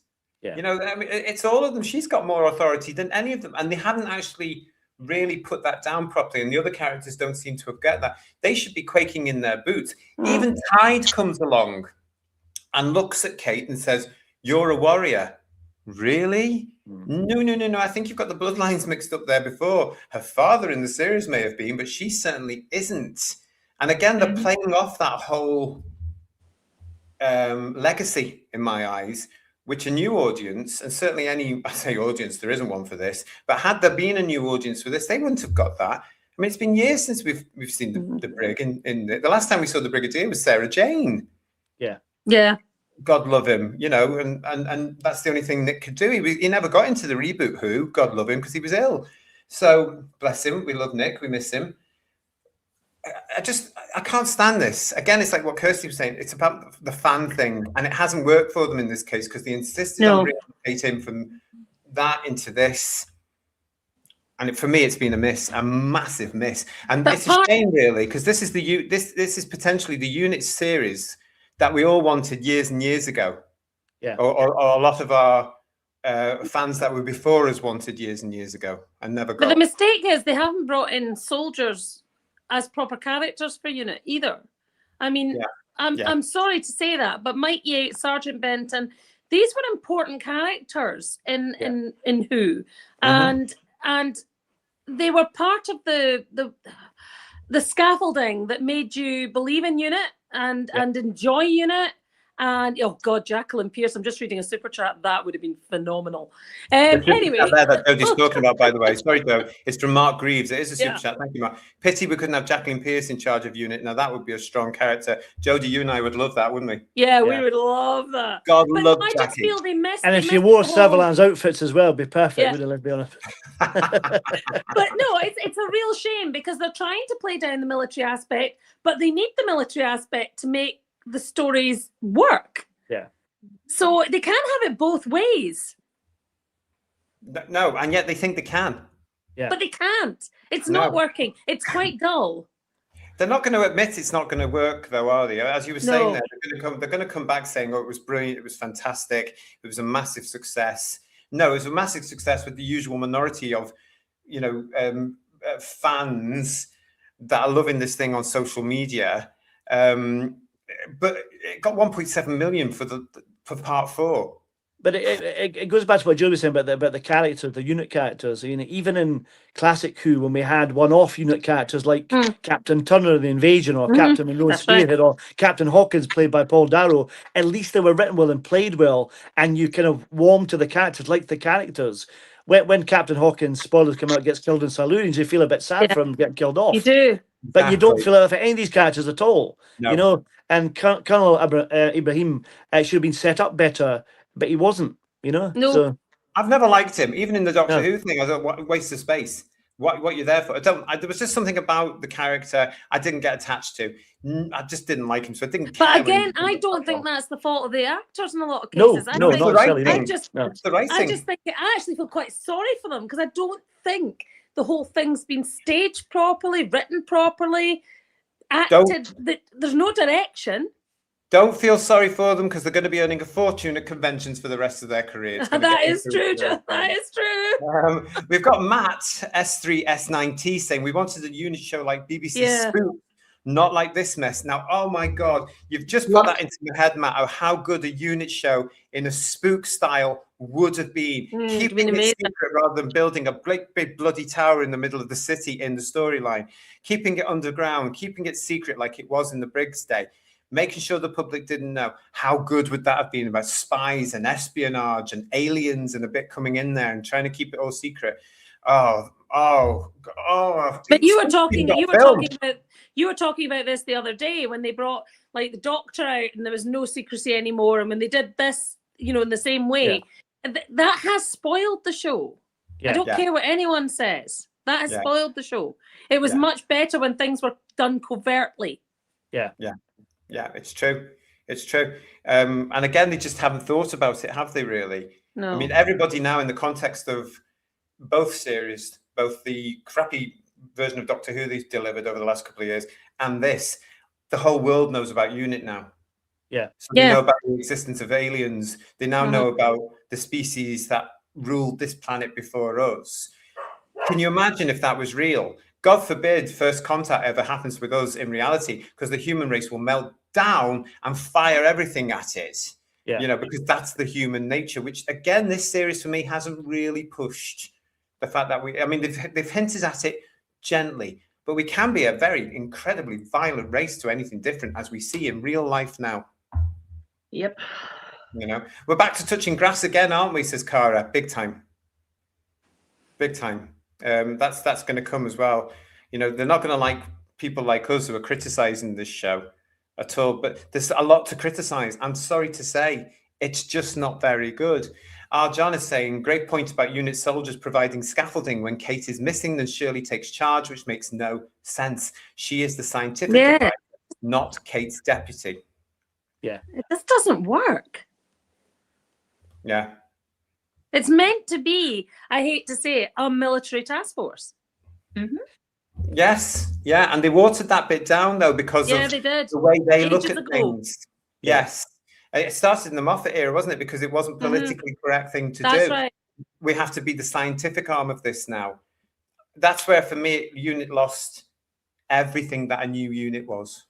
And why they changed the acronym to Unified Intelligence Task Force? That's really annoyed me. It's so unnecessary. People aren't stupid. Don't patronise you. They're going to phone up certain websites, United Nations Intelligence Task. It's fiction. It's fiction, Russell, for God's sake. But didn't they say that they had to change it because the United Nations complained or something? Did they? I don't think they did. I Probably don't think they Does anybody did. in the chat remember that? Because I Yeah. remember thinking at the time, what an absolutely fickle, ridiculous excuse. I guess you Kofi Annan watching Doctor. I better change that. You know, it's like Yeah, exactly. Ridiculous.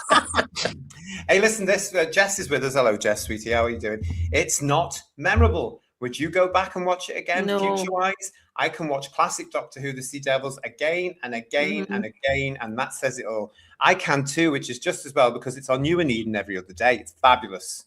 All 6 episodes of it, brilliant. I want to come to that and what you've just said there, but also I just want to say a huge thank you for another super chat we just had from PTA, Paul Ashworth. Thank you, mate. A good story needs a strong central plot. This story has failed to identify what it is, and the character arcs are all over the place. RTD, go to writing school. I could write better. You hack. I'm not going to argue. There is lots of good talent out there that could write good science fiction, and they're not getting a chance for some bizarre reason.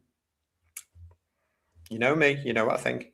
And I think it's a damn shame. I think it's a damn shame. It has to be the approved all the time. Yeah. And it's such a shame.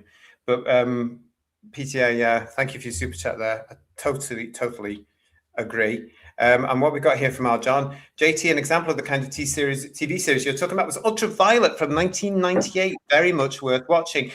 Our John, that is one of Third Doctor Ian's favourite programmes, Ultraviolet.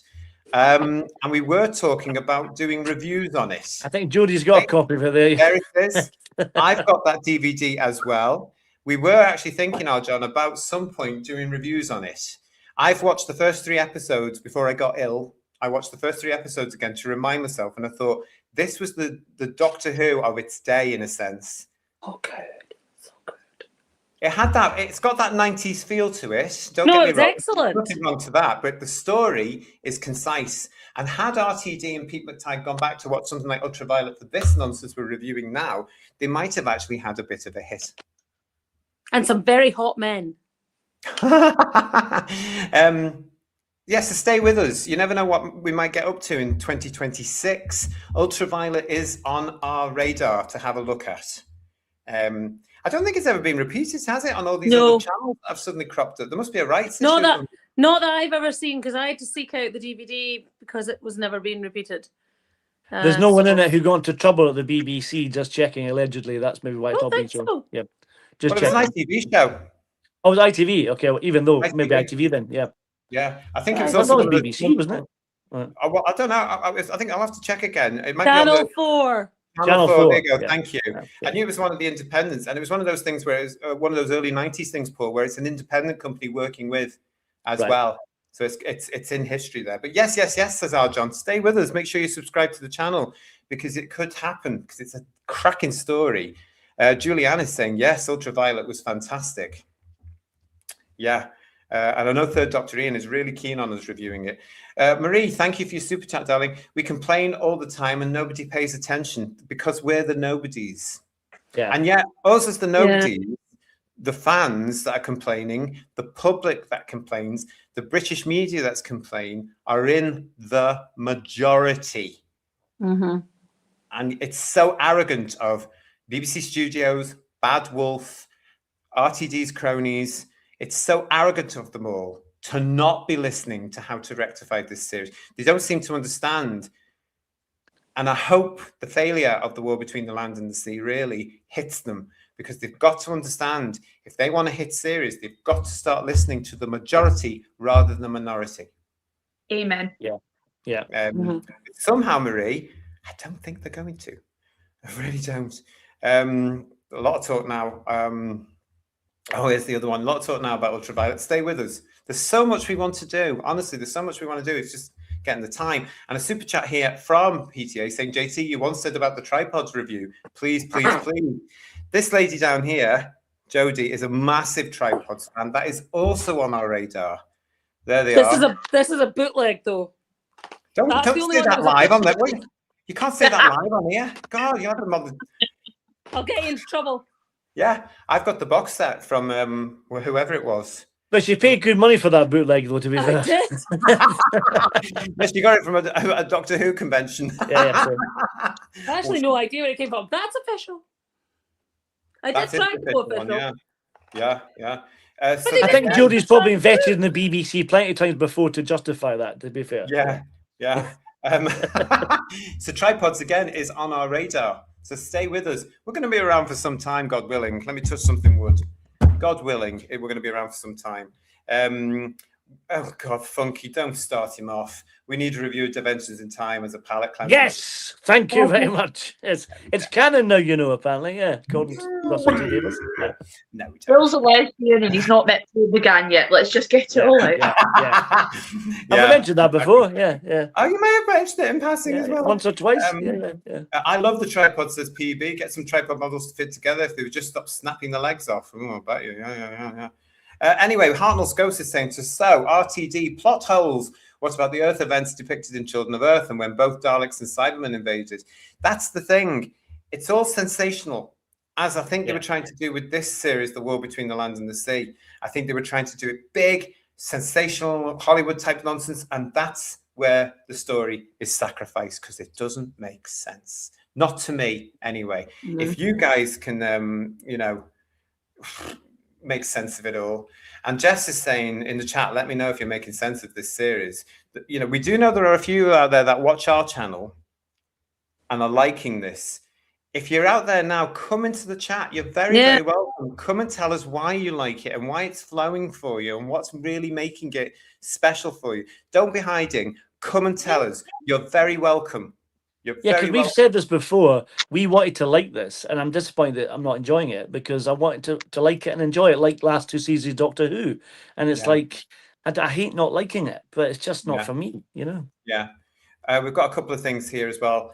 Jess Corbin saying, don't go buying box sets in metal containers. Stay with me on that one for just a second, Jess, because I want to just answer this from PT Muse that you should do reviews of all classic Doctor Who from 63 to 89 in order. We are getting through the classic reviews. We can't do them in order because it's an old thing of saying, if we were to do all the Pertwees in order or the Bakers in order, we would alienate other fans of other Doctors. So that's why we're doing them all over the shop. But they're coming back in 2026. We're going to get back to doing them. So stay with us.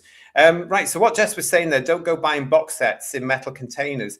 Well, did you see yesterday, everybody, that you can, of course, get this as a pre-order? Yesterday, BBC Studios released the covers for the DVD, the Blu-ray, and the Steelbook. And they are so unoriginal. They are using the now tired promotional packaging. Look at this. The only difference is the Steelbook, which is in the middle. You've got the DVD on the left-hand side. You've got the Blu-ray on the right-hand side and the Steelbook in the middle. If you are out there and you are interested, you can pre-order these now from all the usual stockists. The middle one, they're GT. I thought it looks like you've spilt something on it. Have you? Is it? No, it's a sea devil out of the water. Honestly, it's like. But it's available now. I can also tell you right now what's going to be on these things for you because there's bonus features on them. So we'll go through that for you. The DVD edition is 3 discs, according to the press release, packed with exclusive extras. The Blu-ray standard and the Steelbook editions are 2 discs each, featuring the same content in high definition. So the bonus features, if you're interested, it says, dive deeper into the world of the War Between the Land and the Sea with an extensive collection of behind-the-scenes content, deleted scenes, God forbid, and interviews. Highlights include the deep dive documentary, access all areas, go behind the scenes with the cast and crew. It's 30 minutes. There are character dossiers of Barclay, Ibrahim, Kate, Salt, and Homo Aqua. There are set tours of the Empress Hall and the Homo Aqua habitat. There are video diaries from somebody called Alex, who I don't even know who that is, and Homo Aqua. Featurettes include interviews with the writers, which are 15 minutes. They're not very long there then. There's a trailer and extended and deleted scenes for episodes 1 to 4. Exclusive to the DVD, Blu-ray, and Steelbook again are audio commentaries to episodes 1 and 3 by RTD, Pete McTighe, and Gemma Redgrave. And they also include in the 2025 version of the Sea Devils, which is that new 90-minute edit that BC did, and that was on a couple of weeks ago. It's all available for you now if you are interested in pre-ordering them. There they are again for you. Get this, everybody. The DVD is the recommended retail price of $24.99. Yes, $24.99. The Blu-ray is $32.99, and the Steelbook is $44.99. What? Who is going to buy the Steelbook at that price or any of the prices? They're ridiculous. That's They're a the lot for a recommended single retail. series. Yeah. 5 episodes, 5 hours. And I don't think the Blu-ray, the extras on these things justify those prices either. No. 15 minutes with the writers. Yeah, and it'll all be cursory stuff, you know. Shocking, isn't it, really? Let's have a look and see what they're saying in the chat. Mr. Fish YouTube is saying, I won't be buying them. Sadeko is saying the third one looks okay, actually. What happened to the Sea Devil's guns, said Robert. Yeah, I said that the other night. They've all got spears now. Where's the guns? I mean, they've missed out on a marketing opportunity with character there. Come on. Yeah. Do you know what I mean? Those little round things. Come on. Even I know you can get some of that. Sadeko is saying, I'll pass on buying it. It's been a one-trick viewing. Yeah. And forgettable as well, Sadeko.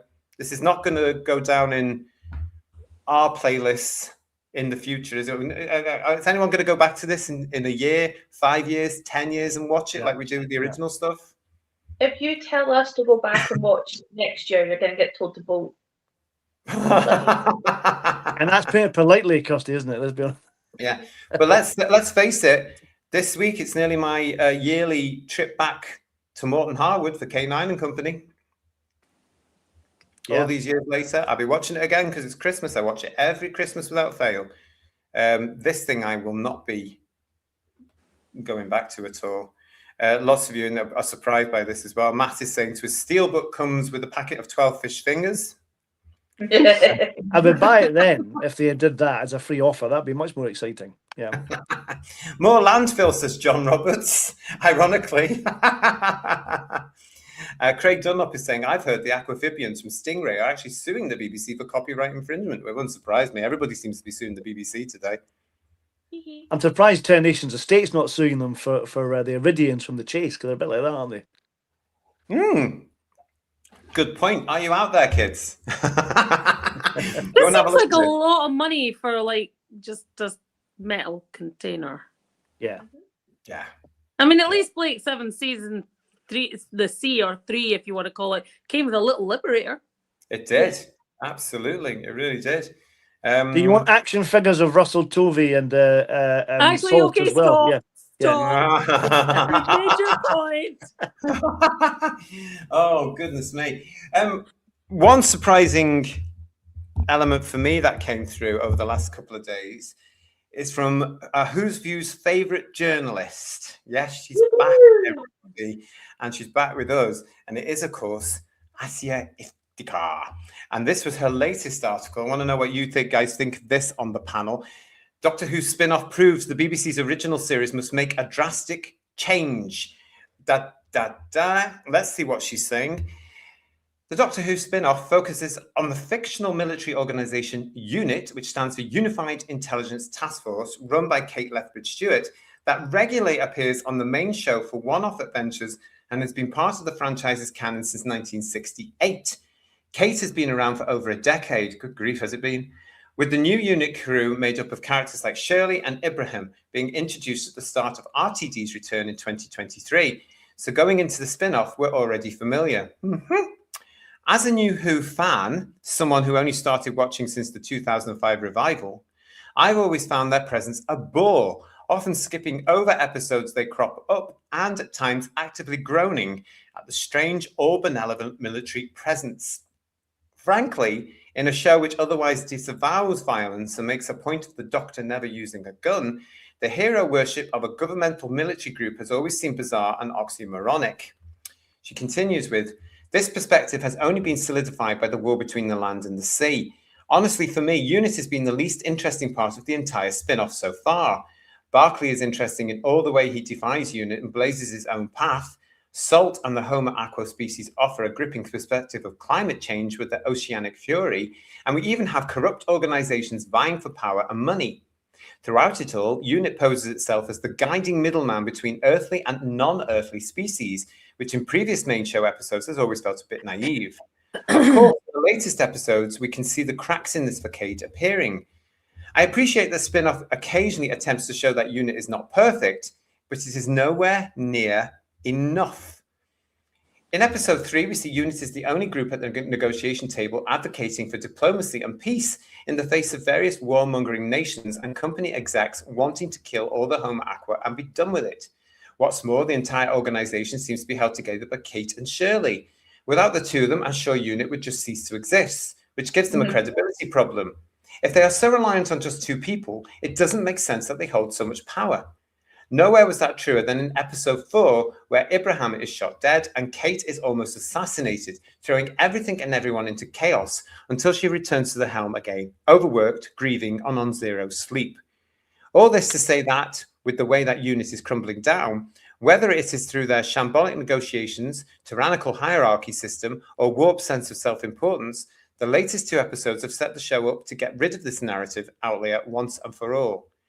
With Kate's power going unchecked and a total loss of control over the Homo Aqua and the future of humanity, the organization simply doesn't have a leg to stand on. And with one of the main crew already dead, I wouldn't be surprised if more follow or at least leave. Ultimately, it has reached a point where I no longer care. I just want them to slink back into the background again, leaving ordinary people like the Doctor's companions to be the true heroes of the show.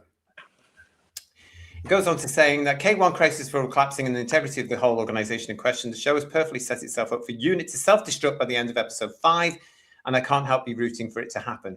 Don't get me wrong, I didn't mind the occasional UNIT episode in seasons past, but in recent years, their presence on the main show has been near relentless, with the 60th anniversary specials and both 15 Doctor finales taking place with UNIT at the center.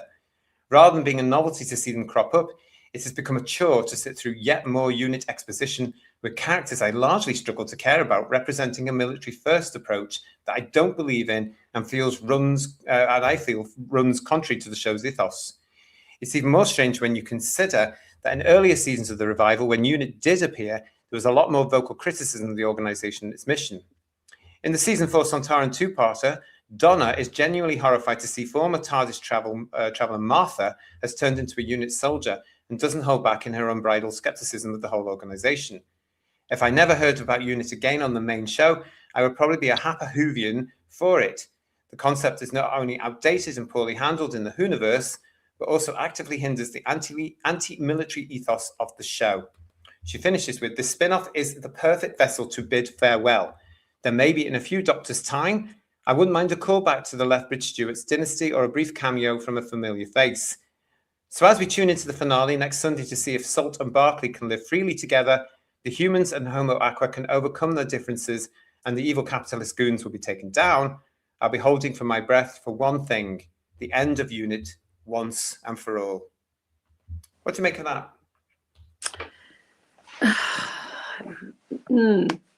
I think the problem is, and I only speak for what I think the problem is, the world at the moment is not in a great place, and realistically, we are seeing quite horrific things happening all over the shop at the moment.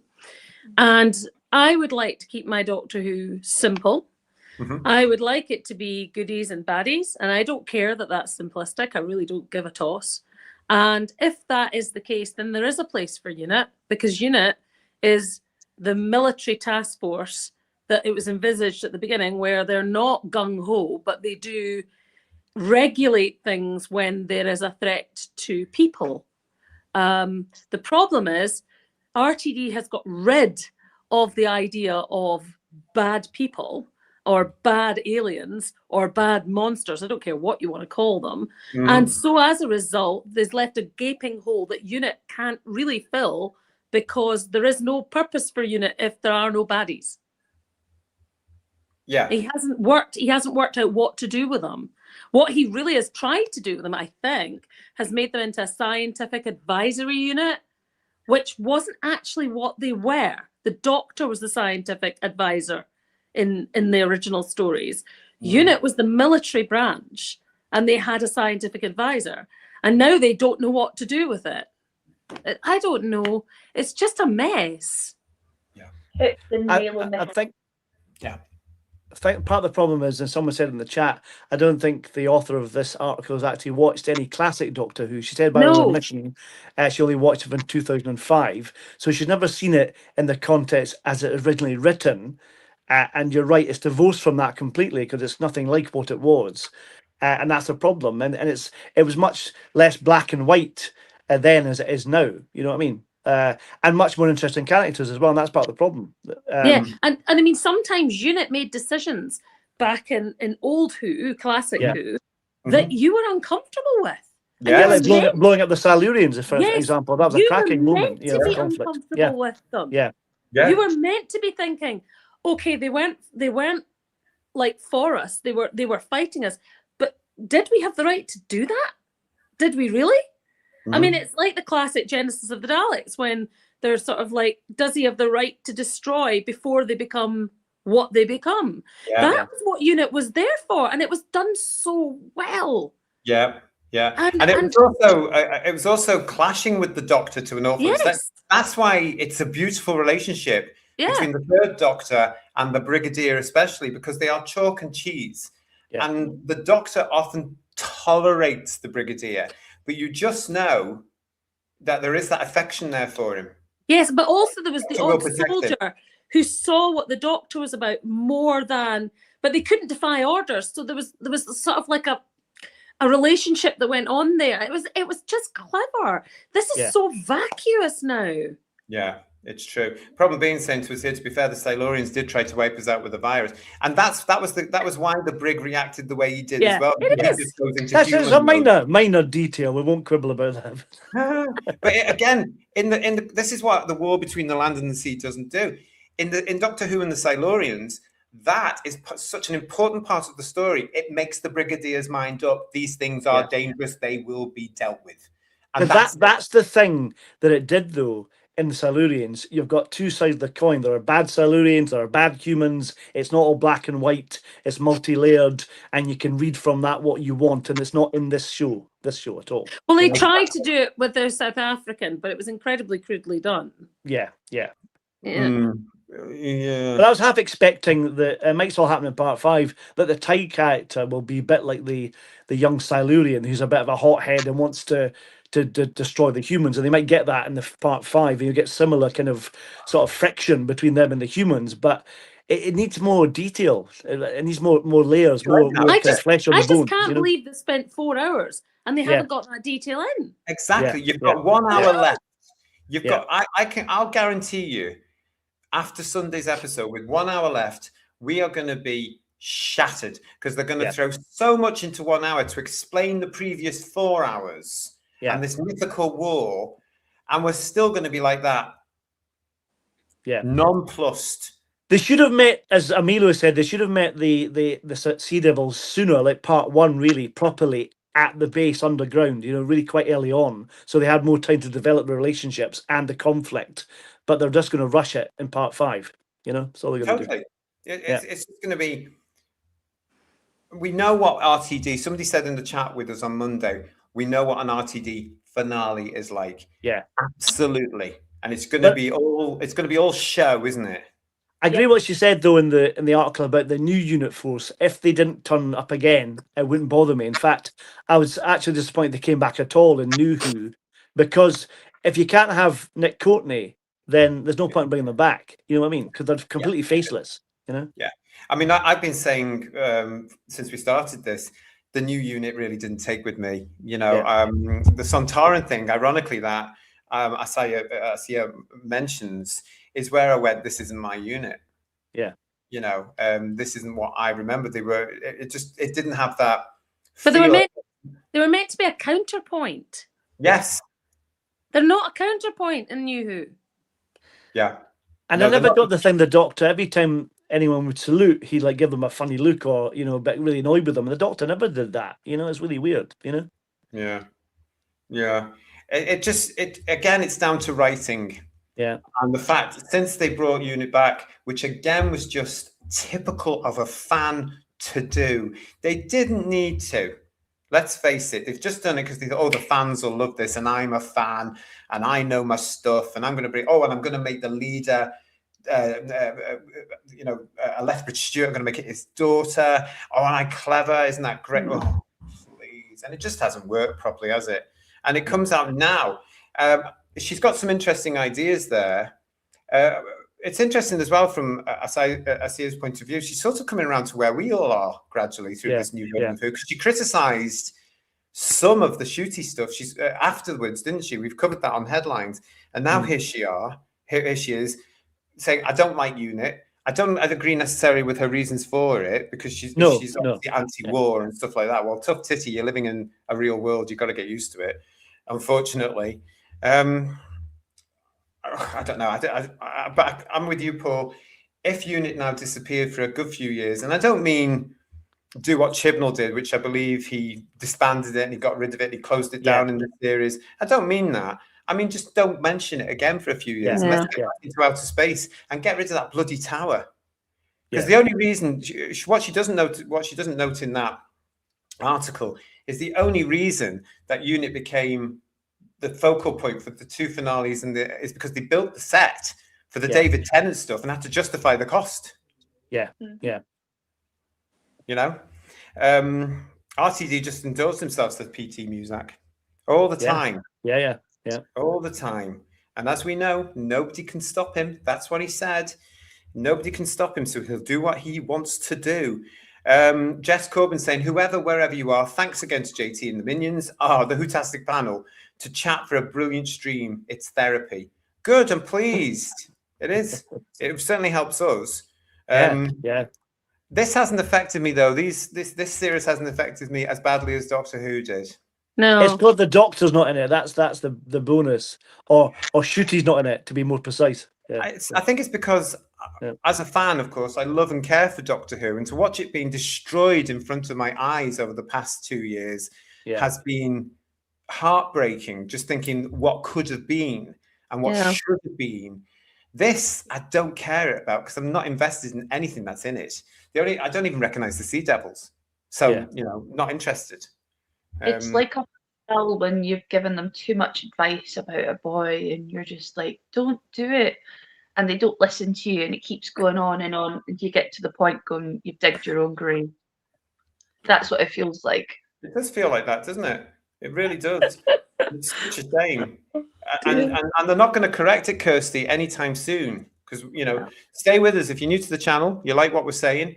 If you don't like what we're saying, please subscribe. Come and join us. We're going to be looking and building up towards that Christmas 2026 special. I hate the word because it's never special. It's just another episode. But we're going to be building It's up to average at best, I would say. But it's written by him. And will he learn from this? Will he learn from his failure with the Gatwa series?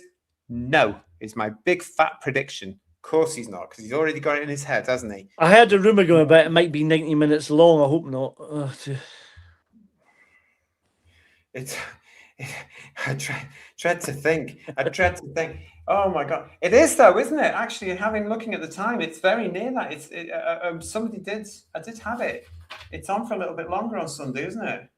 No, I didn't mean the episode 5. I meant the Christmas special. Oh, the Christmas one. Yeah. Right. Okay. Well, apparently episode 5 is a little bit longer as well. I remember seeing it somewhere. I'm sure it was originally. No, really? No. I'm sure it is.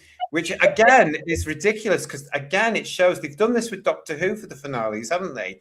Oh, we've got to have an extra 10 or 15 minutes to try and explain what we've set up. Let's have a look at that when we look at part 5, which is called The End of the War.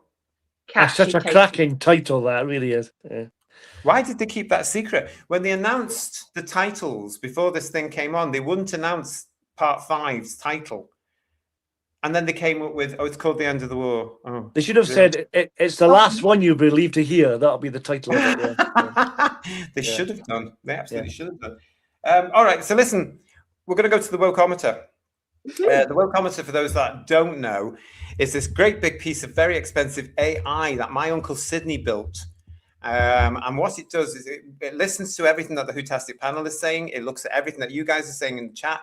It has been forced to actually analyze and watch the episode as well.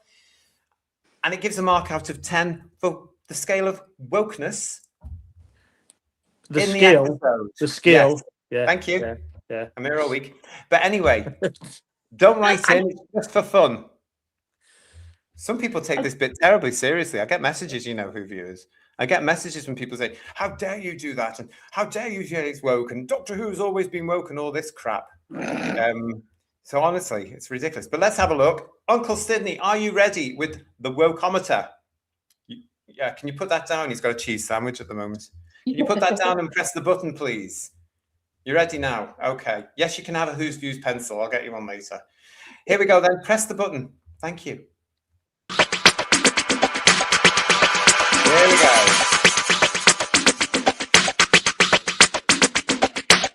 Let's have a look and see where it's going. It's going past number 5 now. It is out of 10, don't forget, everybody.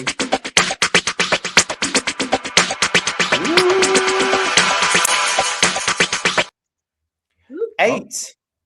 It's gone to 8 on the Wokeometer, which is the same as Monday's episode. Yeah. Part 3, isn't it? Thank you, Uncle Sydney. There we go. What do you make of that panel? Do you think that's fair? Yeah, I think so. It's pretty much same amount of wokeness as last episode. Yeah, I would say so. Yeah. God knows where it's going to go this week. The scary thing is the only way is up. Or down. Exactly, yeah. What else we got here? Lex is saying to us, episode 5 is 53 minutes. Is that 8 minutes longer? Is it 45 minutes normally? I can't remember. I lose track of time when I'm watching it. Didn't feel like 45 minutes. It felt like an hour. Yeah, it felt like an hour.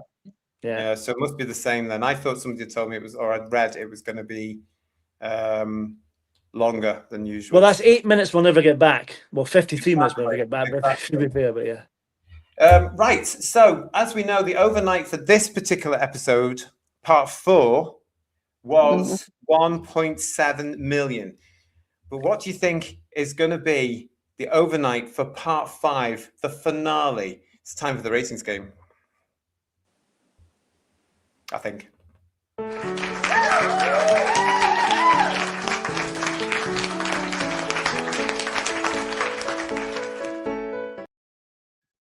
Yeah, we got there on that one. So this, if you're new to us, this is where you can put into the chat what you think the overnight will be for the next episode, the final episode, where I asked the Whotastic panel for their scores for the ratings. So we'll start with Lady of the Chat herself. Kirsty, what do you think part 5 will get for the overnight? Bearing in mind it was 1.7 for part 4. I think Strictly finishes on Saturday. Yes, it does. It's crap TV back on the BBC. It's a few days before Christmas parties, family gatherings, friend gatherings. No one's going to give a flying two hoots going on. So drop it a little bit and say 1.6. 1.6 overnight. Joes, what about yourself? Yeah, I'm going to go fairly similar. I'm going to say 1.4. Ooh, that is low, isn't it? 1.4. Paul? This is my last chance to get this right, to get another Who's Views pencil until next Christmas. So I'm hoping for 1.5 in the middle there. 1.5. Fantastic. I'm going to say... last chance to get it right. I'm going to stay with the 1.7 overnight. I am going to stay with that one. Let's have a quick look into the chat and see what you guys are all saying. 1.5 from PT Muzak. The same from Marie. Hello to CAG1017B who's joining us with complete dog sight. I hope that's not us. He means the show, yeah? I hope so. Eric is saying to us 1.1. And Robert is saying, I guess 2.3 for the part 5 overnight. So that's higher. Okay. Dalek Zozo is saying 1.6. Lex is going 1.2, I think, because Avatar Fire and Ash is out tomorrow. I've heard it's a very good movie. I'll probably beat this finale. Yeah, some people might go to the cinema on Sunday night, I guess. Craig Dunlop is saying 2.0. Killbot, hello to you, 1.4. My rating score from Matt Enspiel is 2.35. That's quite high. John Booth is saying 1.7. Funky1463 saying, knowing RTD, the story will be wrapped up halfway through and have multiple endings. Yeah, just like that bloody reality thing we got with Shooty. That was confusing as hell. It's stupid. Oh God, yeah. John Roberts is saying 1.35. And Paul Ashworth is saying to us 2.1. I need a new pencil. Problem Being is saying 1.2. And Richard Brooks is saying, hello, dears. The last episode, The Gender of the Boar, will garner a mere 1 million.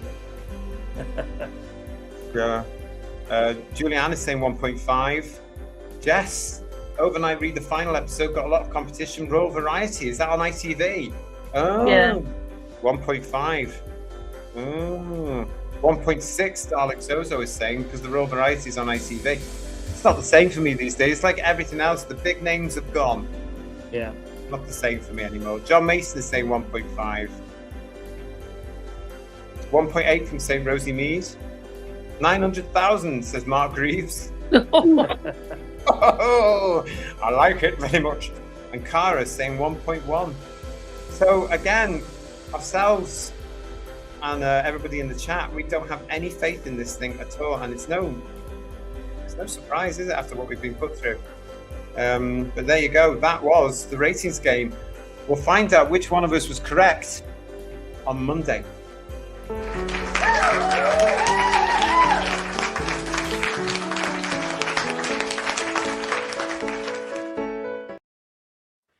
And we're not stopping there, because it's now time for you in the chat to start putting in your scores on the ocean floor out of 10 as I run the VT.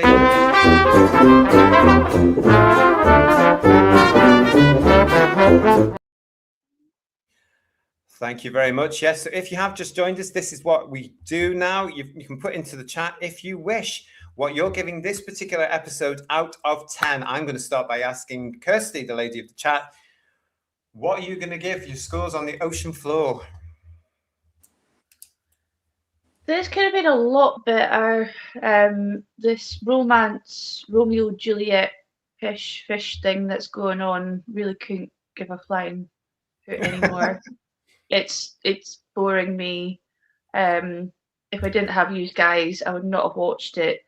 I'm just giving it a 1, not because it's good writing. It's just caused me bile and also hilarity with some of the stuff that was wrote into this about you'll never swim alone, and also the lines about the swimmer as well. They're just 1. I've forgotten that "you'll never swim alone" thing at the end. It was very Disney, wasn't it? It reminded me of Nemo straight away. Mm-hmm. Pathetic. Really. All right, thanks, Kurt. 1 out of 10. Jodie, what are you going to give this? I'll give it 2, but I have to say I wouldn't have watched it either if it hadn't been for this. I'd have given up after episode 2. I just didn't really. Yeah. I don't know. Didn't really care. Paul? I agree with what Jodie said about it being better than episode 3, but it still wasn't that great. The pacing's all over the place. I could have done with the surf and tough action with the fishy person, the human. So I don't know. I gave last week like 3. So I think, although I thought it was better, it wasn't much better. I'd probably give it 3 as well. Maybe, wasn't great. That's the only thing, there's a gag I quite like, the gag about his ears. I thought were quite funny because he looks like Plug from the Backstreet Kids. You know what I mean, with his ears. But that was quite good. That made me laugh, but that was about it, really. But you see, I've forgotten that, if that was there. That must have been really hilarious and very, very funny, and had me rolling in the aisles at this point. It wasn't as funny as that, to be fair. I have to agree with both Jodie and Kirsty. If it wasn't for this channel and what we set out to do back in 2023, I wouldn't be watching this complete crap either. I would have switched it off after episode 1. Mind you, I wouldn't have got through the gap with stuff if it hadn't been for this channel. It wouldn't have got a look in. Like the Whittaker stuff didn't.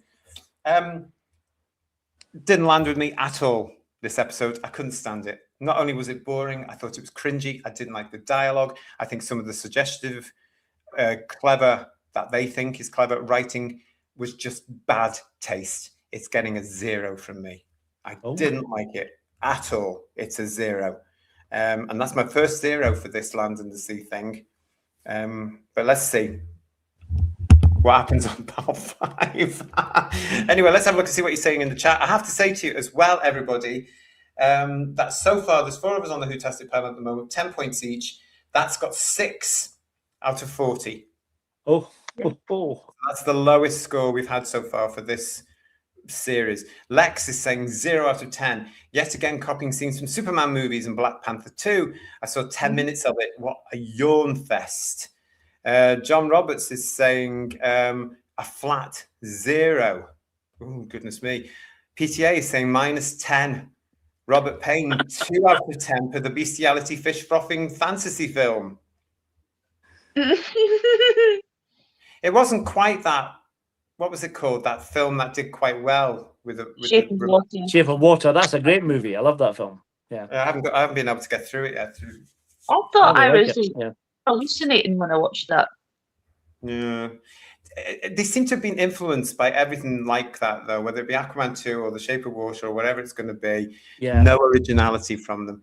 Thanks for that, Robert. What's this from PB? Not watching this rubbish. I score my sanity 9 out of 10 thanks to not watching it. Killbot Kill is saying 1 out of 10. PT Muzak is saying 1 out of 10 for the production. Worst of the 4. The others were passable. And Merbert Thumbs 1 was shite. Sorry for my French. No, it's all right. Don't worry about that. Funky 1463, 0 out of 10. I can hardly remember anything, and even the French accent wasn't there this time. I did notice that with the actress. She let it drop, didn't she? Craig Dunlop was saying to his episode 4, I'd go up to 3 out of 10. Tired trope that it was still better than the tedium of episode 3. I agree with that one. Fair enough. Dalek Zozo is saying 1 out of 10 for being inadvertently funny. Marie UK is saying it's a 0 from me. St. Rosie Mead says, sounds like the acting and writing was better in Crossroads. Where's Amy Turtle? Amy Turtle, you see, she might crop up in this. You never know. Yeah. I'd rather watch Crossroads any day than this thing, to be quite honest. It's like I've been saying as well. We'll never complain about things like The Twin Dilemma or Time Flight ever again. That's brilliant television compared to the crap. But you draw the line at dimensions and time, though, don't you, still? Yeah. Yes, I do. Okay. Matt is saying 0 out of 10. Dimensions in 10. What else we got? Oh, and Matt Enspiel saying to us, because of all RTD's plagiarism and honestly fishy writing, 2 out of 10. Julianne going off on a tangent again. Didn't watch it, but I give Ultraviolet 10. Stay with us. Make sure you're subscribed, and we'll get it sorted at some point. We've got a lot to go. We've got a lot to do. Little hint for you. Star Trek is 60 next year. Guess what's coming your way on this channel? Driftport Entertainment, didn't like any of it. 0 out of 10. Yeah. Jess saying to us, not a creature was stirring, not even a mouse. Suddenly I heard a strange noise down below. Better not be that critter Salt. And yeah. And joining us and saying hello is Dave Heitman. Hello, Dave. Nice to see you. What did you see the episode? What score would you give it? Have we got any more for scores on the ocean floor? That, yeah, 6 so far, everybody. Let's have a look and see where that fits so far into the Whotastic panel scores on the ocean floor. Homo Aqua, 20 out of 60. Plastic Apocalypse, 15 out of 60. The Deep, 7 out of 50. And as I've just said here, this one, The Witch of the Waterfall, is just called 6 out of 40. What will the end of the war do? Which is Sunday's final episode. Does anybody care, quite frankly, at this stage? No. Doesn't bode well for the next reiteration of Doctor Who, does it? I'm looking forward to the CBBC cartoon that's coming soon, though. That'll be fantastic. Yeah. We're going to be talking about that in the next couple of weeks on Headlines, so stay with us on that one. We're all thrilled about that, aren't we? Yeah. Oh, goodness me. Well, listen, one more episode to go, everybody, and then this is done. Our reviews are done of this, and then we move forward. Got lots planned for you in 2026. Thanks for watching. Thanks for being with us. Make sure you are subscribed to the channel. Please give us a thumbs up as well. You can also find us on Instagram, Who's Views. You can find us under Who's Views on Facebook. You can keep up to date with us on both of those. We will be back with part 5, The End of the War, and our review on Monday, live at 8 o'clock. It also happens to be our Christmas show, so anything could happen at that part. Come and join us for that. Not quite sure who's going to be on the show, not quite sure who's going to join us, but I'm sure there will be quite a lot of people coming on, I hope. Anyway, from Kirsty, from Jodie, from Paul, from myself, have a great weekend. If you're going to watch it, I hope Good you luck. enjoy it. Yeah. Yeah. Come and join us with your views on Monday. We'll see you soon. Give us a subscribe. Ta-ra, everybody. Take care. See you later. Good night, everyone. Bye-bye. Bye. Bye.